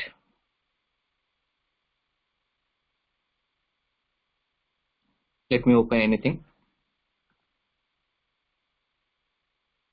This is another type of list. This is again another list. See, so we are having different type of list items that we will also see later. So these are my list. This is one control. Now the second control, as I shown already, table. Now I am having basically a chart. Let's say I have used a pie chart. I am having a stack bar chart. I am having basically a pie chart. I'm having a donut chart. I'm having a line chart. So all different charts are available. Bubble chart. Now, so these are my controls. These are my controls. I need to display the data, but how do you display? Now displaying the data which is coming from response to this UI control is called a data binding process. The response you are getting it, as I said, once the response is coming, what you will be doing it, you will be storing that particular response into a model like your local storage. And what you will do, you will bind the data from this model to this particular UI controls. This is one, this is one, this is one. Now the thing is, you'll be asking, oh, then do you mean all the UI controls, there are more than 200 UI controls are there, all the technique would be different? No, it is not. There are only three types of bindings available. One is called property binding, one is called element binding, one is called aggregation binding. That is a majorly used binding process. And we have few more like expression binding and all that will later we'll be exploring it. But These are the three majorly used: element,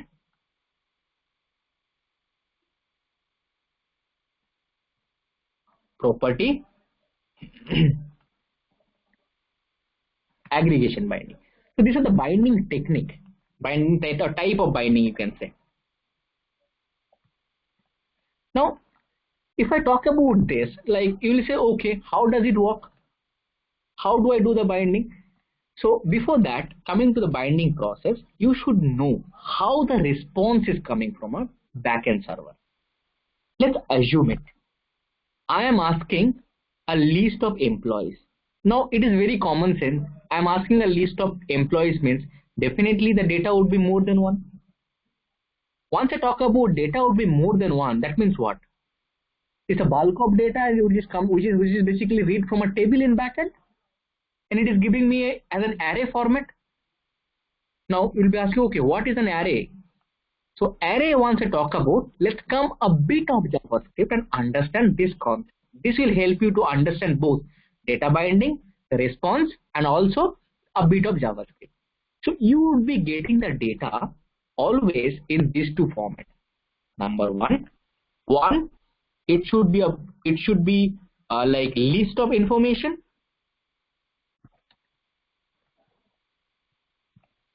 or it should be a specific information. Now understand what is this list of information or a specific information. Then we'll understand like what is basically an array, what is basically concept of object. Who is already aware of it? That's pretty good. Like who is not at all aware of it, this JavaScript concept and this concept for them actually. So list of array means, let's say I am asking the list of employees. So definitely I will be getting a more than one record. And if I asking, give me the information of Karthik, then what it will do? It will give me a specific information. Now these two kind of requests will be making from my front end. Give me a list of information, give me a specific information. Now once I talk about a list of information, then it should be coming a structural format, which is an array format. Like what is an array now? Let's take an example. I am going to take an example of that I want to purchase one. I want to purchase one item. That item is color is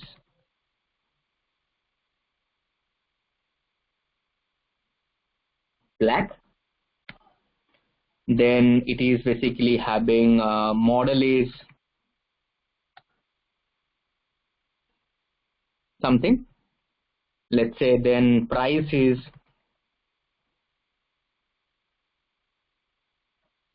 25 lakh. Let's say I'm giving it then okay, type is petrol. Now if I ask somebody, tell me what I'm trying to purchase, so everybody will tell you are going to purchase a car,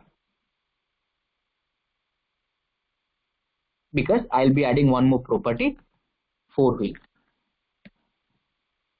So everybody will tell me, okay, you are going to purchase one car. So now what is this? Car is my object here. That object has multiple properties. Like it has a color as black, it has a model name, it has a price category, it has a type, it is also having a 4-wheeler, it's a one more category, let's say. So these things, what we can say is one of the property of this particular object. This is an object. This is model is the property, color is the property, price is the property, type is the property. So one particular object would be having multiple properties. So this is called an object. How to denote an object in JavaScript? This only always denote with a curly braces open and close. Inside the curly braces, you would be giving all the properties, like as an example, model is equals to some value 25 lakh.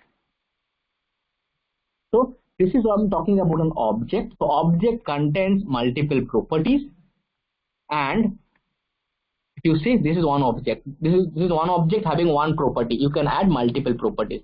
This should be my price, is another property. This is 25 lakh is not the model.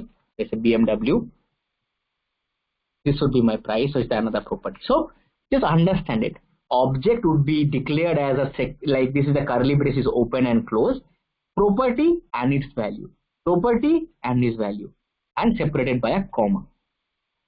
Remember, JavaScript is very, very case sensitive. In ABAP, how you used to write here and there caps letter or small letter, it doesn't matter. But here, JavaScript is always case sensitive. It always go with a lowercase. You can't, if you give it like everywhere a declaration of a variable and all those stuff, it will create some problem. So just conceptually understand it. We'll having a very detailed class in the upcoming session. So this is my object having multiple properties. Now this is become an conceptually idea about an object. Now let's say I'm going to talk about, I'm trying to say I am having a showroom where I am having one BMW with this series, then I am having Audi of Q4, I am having let's say Ford, some XYZ series, I am having few more. So what I can say, this is my showroom where having a multiple like cars. I'm having BMW, Audi, Ford. So now what I can see here, this showroom contains multiple objects. Understand this. BMW is one of the objects which having its own properties. Audi is having one more object. It might be having different properties. It might be having different color, different model, different price, different type. Ford also having a different range of properties. But once you include all the set of objects on each other, that becomes an array. This is the concept of array.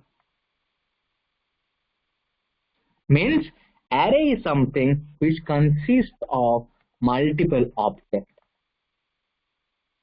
So here my car is my object and the showroom is my array concept. Now we'll be getting the response, coming back to the topic.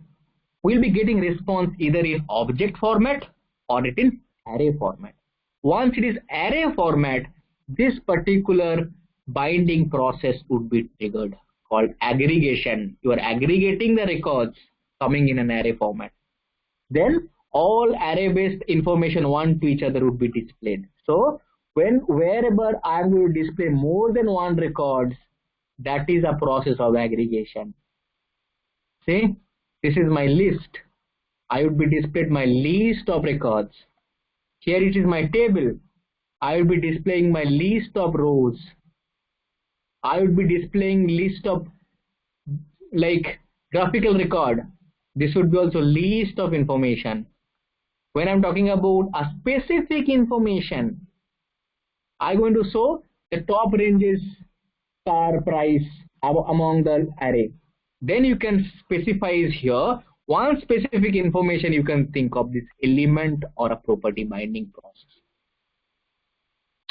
How this works, we'll also think about the next classes, how this binding process works in very detail while implementing with the UI control, actual UI controls.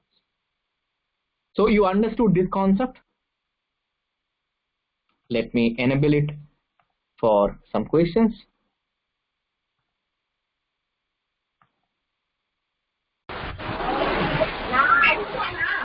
Amma. First ஒருத்தன் கிட்ட wait பண்ணி சுத்தி பாரு, அவனை help பண்ண யாரும் வரானான்ட்டு சும்மா weapon தேடிட்டு இருக்கேன். Yeah, you know, so there's a question like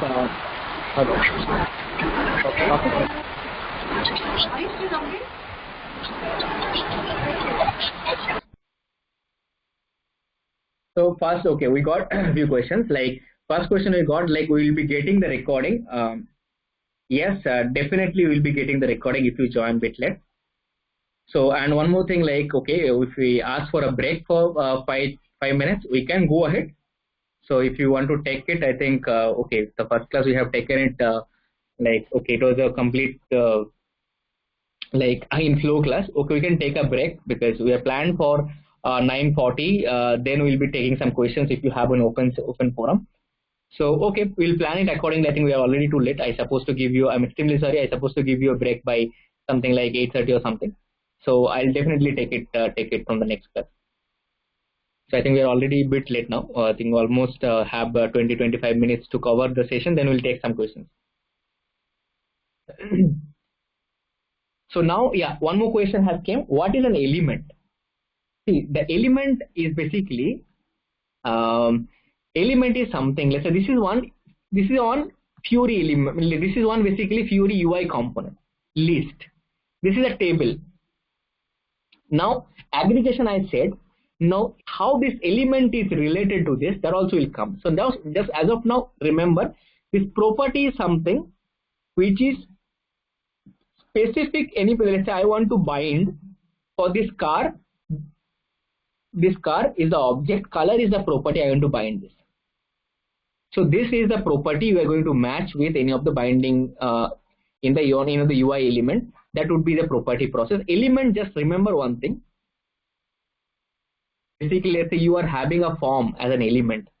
You are having, let's say, as an example, if you're having an object header. So let me show you an object header. So there you can just go and see the element. Object. This is the Fiori, one of the UI control object header. So what you can see here, like once you open the object header, see this is basically the element. So what you can do, you can directly, once the data is coming from backend in object format, you can just bind the object directly to this element. It is slightly different. I'll show you while we'll be just binding the process. So now, so this is what I was talking about. Like this is what the data binding concept. Let me just say this one because this will be useful for you.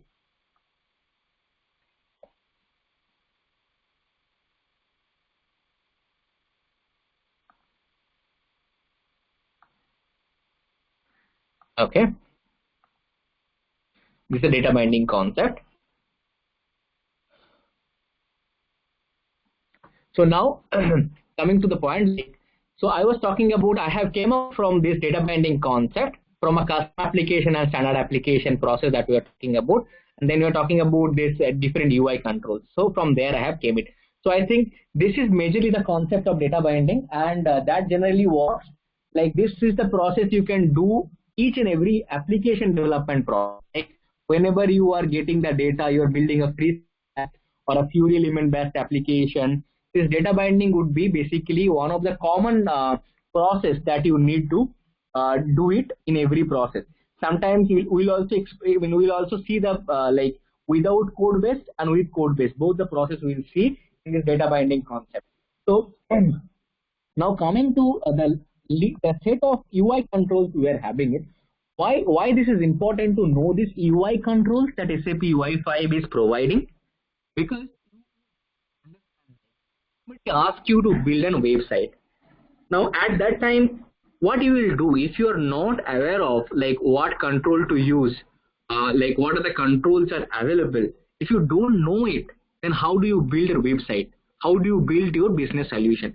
So this is very, very crucial to know most of your UI controls. Here's an example. I want to display a PDF and I need to display the PDF in a PDF viewer. See, SAP is providing. You can see a PDF viewer in an embedded way. See this, there are two like PDFs are displaying here. So this is one of the UI control. If you use this UI control, if you know the PDF URL, that's it, you can able to display it.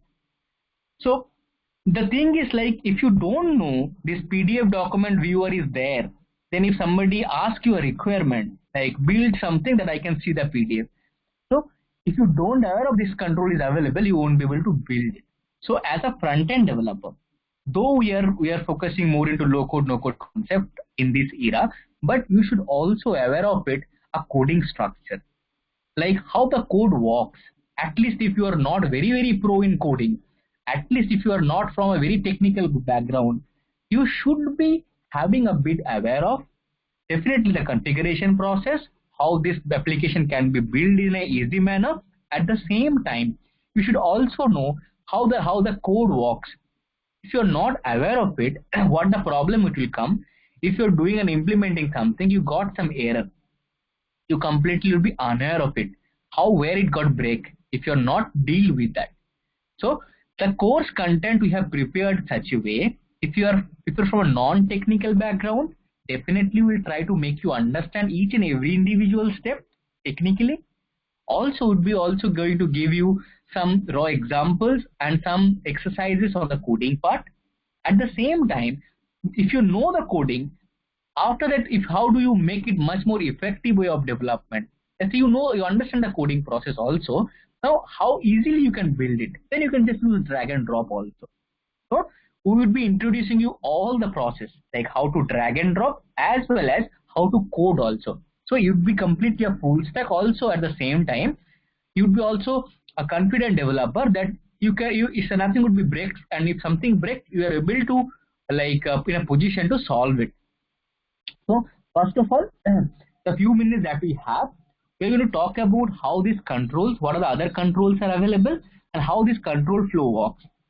Let's say majorly, as I was showing to you, there are different list items are available. There is a table. Just now I have shown you a PDF viewer. So if you want to create a simple form, just to ask some questions of an employee or anyone, there is a control called simple form.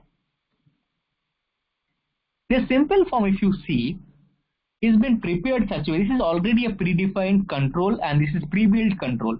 You can go and choose any of them. Let's say I'm choosing one control. So it is displaying a list of information. So it is displaying basically one information about my address in a simple form manner. What I can do, I can display my list, display my information, my name, address basically. Then I can go and edit also. If I click on edit, see, it becomes simple form. It is ready-madely built. If you go and use this source code, you can have this component inbuilt in your application. So this is how simple form works. See, if I just go and change any of the information, if I save it, that's supposed to be updated. In your real cases, it might not update it here because it is not connecting to a backend system. As I said, this is referring to a JSON structure which is load locally with a sample data. Similarly, it is having different layouts. If you want to see two groups horizontal, like it is coming all the things at one by one down. If you want to display those things like that, it is okay to go.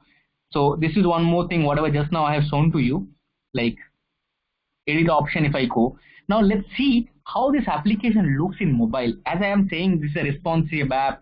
Does it really responsive? How do I check it? So if you're running the application, see, I'll go with a full screen mode. This is my application looks in desktop. But if I just make sure my device is pointing to a mobile phone, how does it look? Let's check that.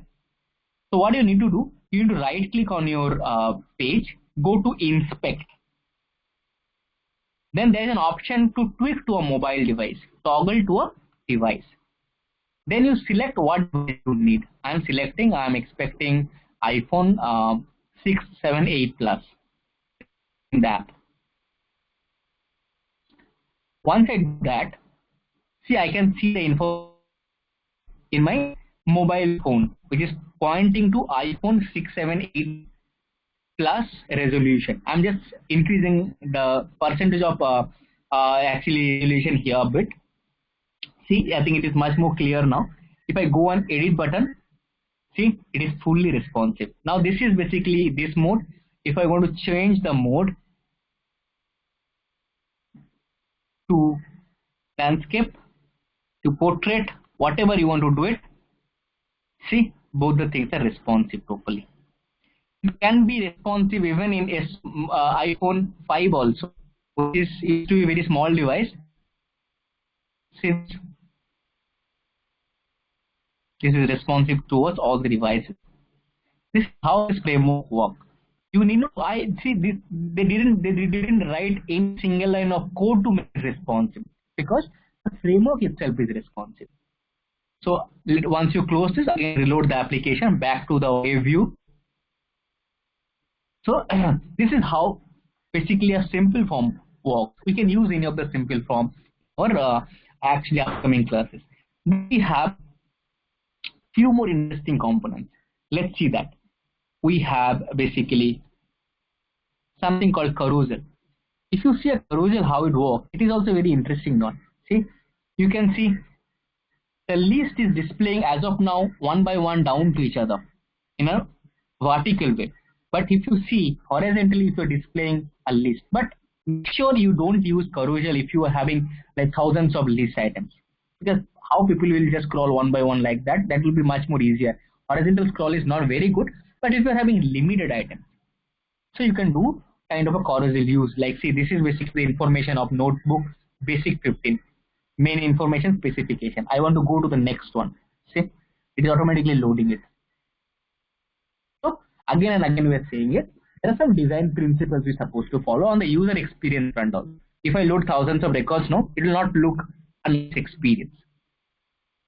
Then this is one important tool called carousel. Now in this carousel tool, what these guys have used it, if you want to see that code, go ahead and see it. In the next class, I'll show you like how to set up the business application studio. Then I'll use after creating a project. So this card, how these guys have used it, I can show you how to drag and drop it and how to write some code also. Okay. Now if you see responsive table, this guy is saying like we have multiple responsive tables available. If you want to do a responsive table, see, this is a responsive table looks. The heading of the table, what purposefully it is doing it. Then also you can see the table rows here.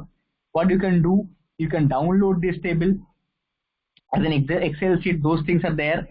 Then we can also like do some kind of settings here, header, the toolbar. If you want to show some info bar, see, it is displaying wide range of available products. I want to display something at the top of that before the heading. This is a subheading kind of thing. Also, if you want to have some feature like as an example of sorting, grouping, all those things, if you're expecting, see this. This is the product which having a list of product items. You can sort it ascending order or descending order or sort by product, supplier, weight, price. All these things are by default available. You need not to write any code there. You want to group it, you can group it by, let's say I want to group it by supplier. Just click on OK. See, it will be automatically grouped. Alpha Printers provided this many items. Brainsoft has provided this many items. So this is how it will be automatically grouped. You can refresh or you can just reset the filter again, then you can go ahead. If you want to like, what you can do, you can also like able to sort ascending, descending, as I already showed, like based on any particular supplier, weight, price, everything you can able to do it this using this sorting and grouping option. Then we have few more controls, which is very, very interesting. You can go some analytical map, geo map. You can integrate as an example, basic geo map. You can go ahead and show some graphical view here, though here it is not loading the graph properly, but you can also integrate that option, that feasibility is there.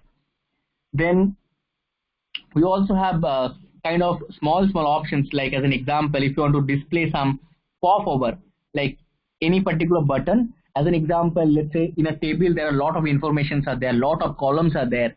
You don't want to display all the columns. You can display kind of a popover also. So you can here I'm displaying like a notebook photograph. You can take it approve, reject, or you can give an option like to purchase or something, view specification, up to you. You can build it as per your own wish. There is something called message. So message, basically message boxes are very important. As I said, like sometimes you would be giving some response to the front end guide, like or the user, like this is not created, or this is having some error, or having some warning. So those things can be displayed as a message box. If it is confirming something, you can use this confirm already created component. Approve, do you want to approve the purchase order? Yes or no. You will go give an alert. The quantity have reported exists as a quantity planned. Some kind of alert warning you are giving it. Information you are giving it. Then warning you are giving it. See, the warning color automatically came. So these things you need not to configure. This is predefined component. Use it. Success messages are already there. More action. Do you want to manage product? One more option it is given. If you do it, if you click it here, you do some other actions. Message box with responsive padding. So automatically how much big message response will come, automatically fit it here.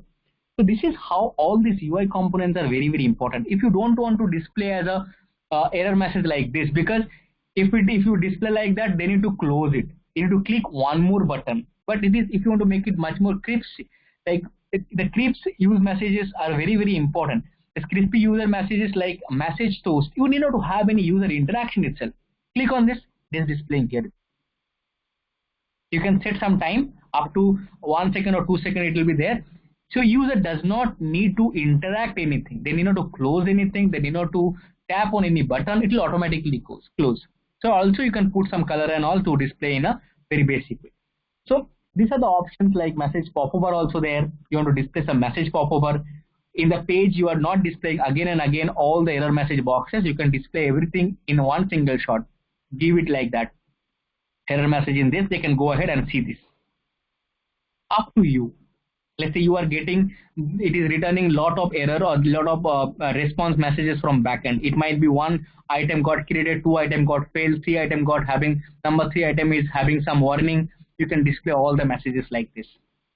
The first item is created, second item is having some problem, third information is having some sort of warning. You can display like that. So up to you, you would be the designer again and again. You need to choose which component to use it.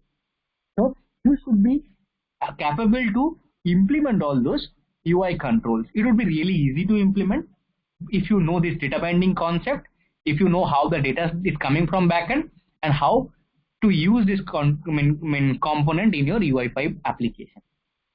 We have a combo box option. If you want to use any combo box, like you are selecting some set of information which is coming from backend. As an example, like it might be your region, it might be your let's say it might be your any of your district or your state or your particular region. You can use this kind of control also. And if you want to select multiple, you can also go ahead and select multiple. If you want to search it from here, like CD, automatically it is getting filtered. So those options are already available, like this combo box, this input box, a basic thing. Let's say I want to show a label. So I want to show a label to you, like I was showing you name, first name, last name, or whatever label you want to give it. See this. You want to give this as a label. So label can be a required field, means a mandatory field. You can be also give as a bold letter. You also can give a normal letter. Up to you what you want to build. This is how basically you can design your script.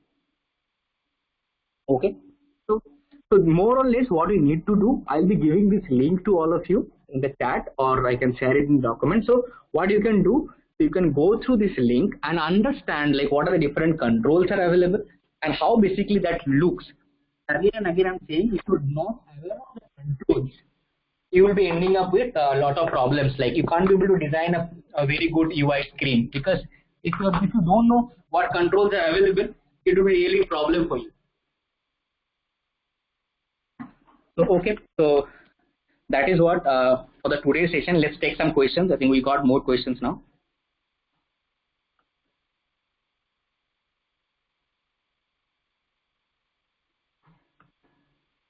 Let me unmute everyone.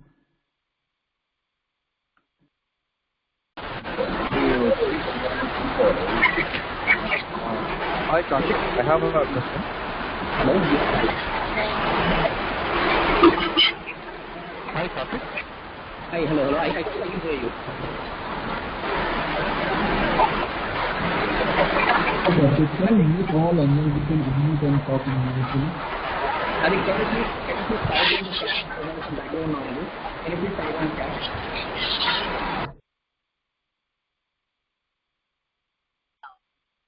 Yes, we'll definitely share the links in a document, and definitely I'll be sharing all the structure that I have created in the print document. I'll share in a particular document. And one more question I got it, like can we enhance the control once you are downloading it? Definitely yes. Enhance in the sense like, see, there are two types of enhancement. Let's say there is one standard enhancement, like I'm having basically let's say a table. That table is having 10 columns, but that 10 columns are coming from the structure these guys have created. Like the JSON structure is inbuilt here. In case of your real data, the columns might be it might be different. Also, if you want to add some toolbar, you want to add some buttons, those things are there, because this is going to be a custom application. Whatever you are downloading from this SAP demo kit, it is not going to be a standard application. It is one template you are downloading. What you can do, what you can do, you can definitely like go and add your different controls. You can import this into your IDE and you can enhance it. Like this would be a custom development. You can do anything.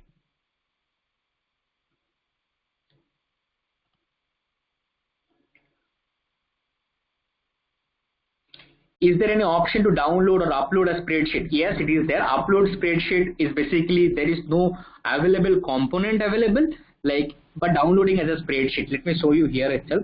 Like, see, there is an option called upload connection. If you go to upload collection,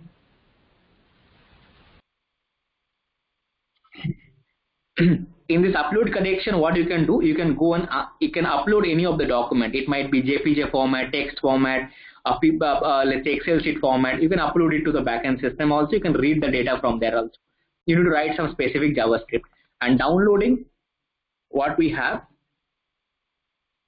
we are having export to a spreadsheet. That option is also available. You can go and export the JSON data as a spreadsheet. If you go see, export the data, it got downloaded in an XLS format. So this is also available.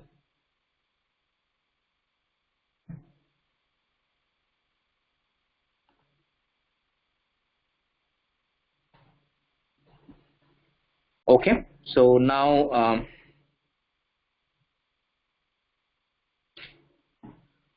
so what will I do? Definitely what will I do? I'll just add all these slides that I have just created at the time of showing you on the paint. I'll just attach all those things and putting into document.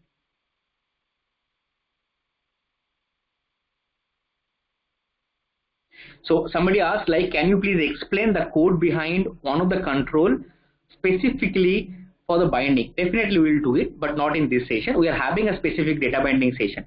At that time, we'll definitely show you, and we'll bind some actual data also.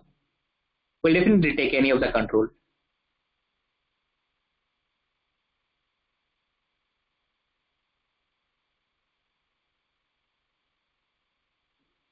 Okay, there is something we have asked, like, do you have any new features like auto save and auto check in Fiori components? It is yes. This is newly came actually auto save feature. Like once you, that is basically a background JavaScript would be running here, like to save your records. While you are just changing something, it will be automatically saved and automatically validated against a particular save function, and will show you if anything, any validation mismatch is there. So is table control option is available UI5? Yes, I have shown the responsive table. So yes, definitely we can go ahead and include our table Muthu. Download, upload to a spreadsheet. As I said, yes, it is there. You can download as a spreadsheet .xls or .csv format. Also, you can also upload it using our upload collection.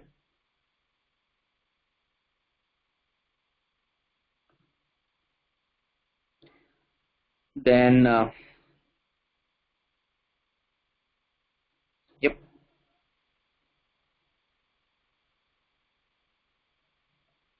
How can we view the recording sessions? I think that definitely that recording sessions would be shared to you.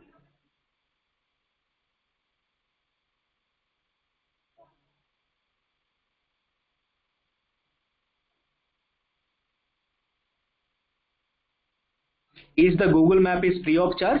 See, this is also an interesting question. Google Map, see, the thing is like we are not exactly using the Google Map API here. SAP UI5 has created basically one framework, or basically it is created one control where you can give the latitude and longitude to define on the screen level. It will not give you exact like experience how Google Map used to do, but for Google Map definitely it is required API for the actual Google Map. But here it is the same lookalike component the SAP UI5 has created, but given as a name as a Google API. But it doesn't. This one, if you want to use it, doesn't need to pay anything. It will be free of cost.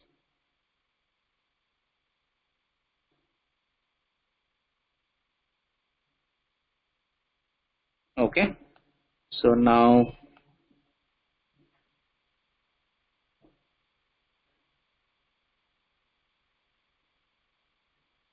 Okay, okay. So there is one more question, like we are poor in coding in JavaScript, CSS and HTML. Can you able to tell in detail sessions for those? Yes, actually, so what we have planned, like we have planned to take it up. So we will try to see as much as possible to cover it. So it will not be able to problem for you to understanding anything. We'll definitely just make it sure it will be there.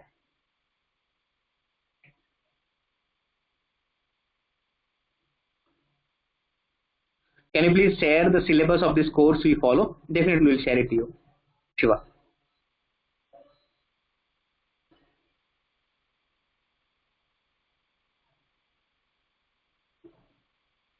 So there is something, yes, so will you discuss offline processing? So we have one WhatsApp group.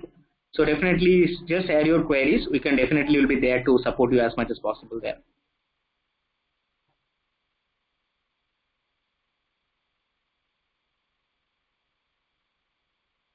We'll be covering the extension of standard application. Yes, we'll be covering it.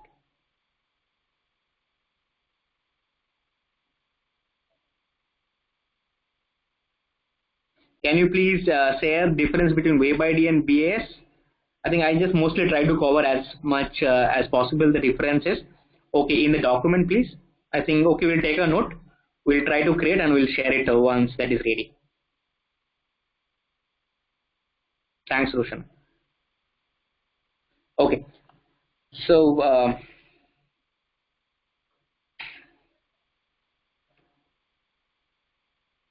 yes, there would be Chanakya. Yeah, there would be a class where we'll be dealing with the Fiori elements. At that time, we'll be talking about the UI annotations, like how to generate an UI annotations, and we'll also try to cover if any OData service already having annotation, how to bind the data inside the application. That process would be there in our course.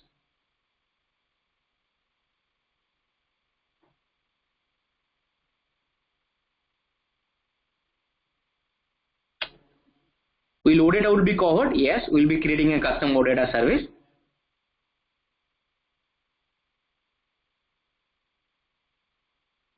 Will you help us to understand the SAP Fiori element concept? Yes, definitely. There will be a session for Fiori elements with the UI annotations. Yeah, OData would be covered. Yes, again I said.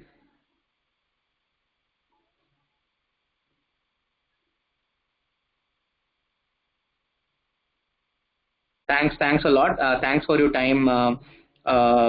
Thanks for your time for attending this session. Again, welcome. I think we'll try to make as interesting as possible to understand. If you are from a non-technical background, if you are don't know about coding, or if you are from an ABAP background, new to this UI technology, definitely this course will definitely help you to prosperous your career. At the same time, like it will be added advantage on your learning exercises.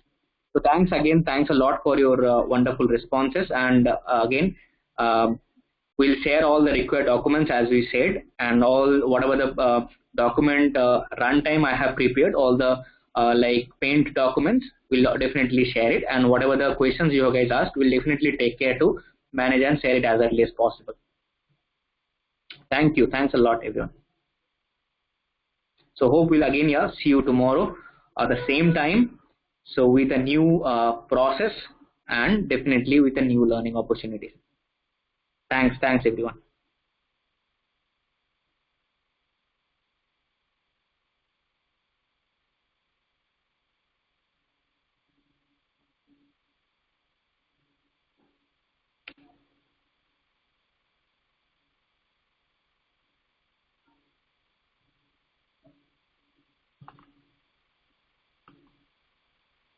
See? Yeah. Let me get rid of the course because they're all gone.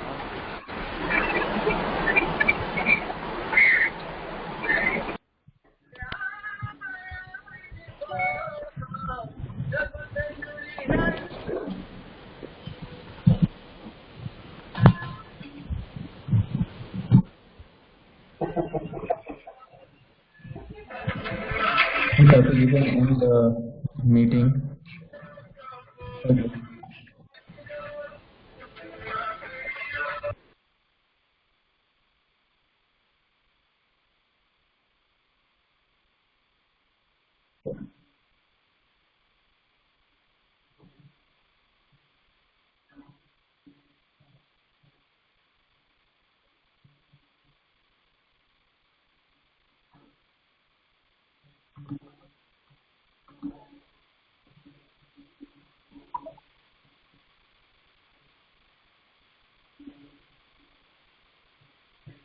you.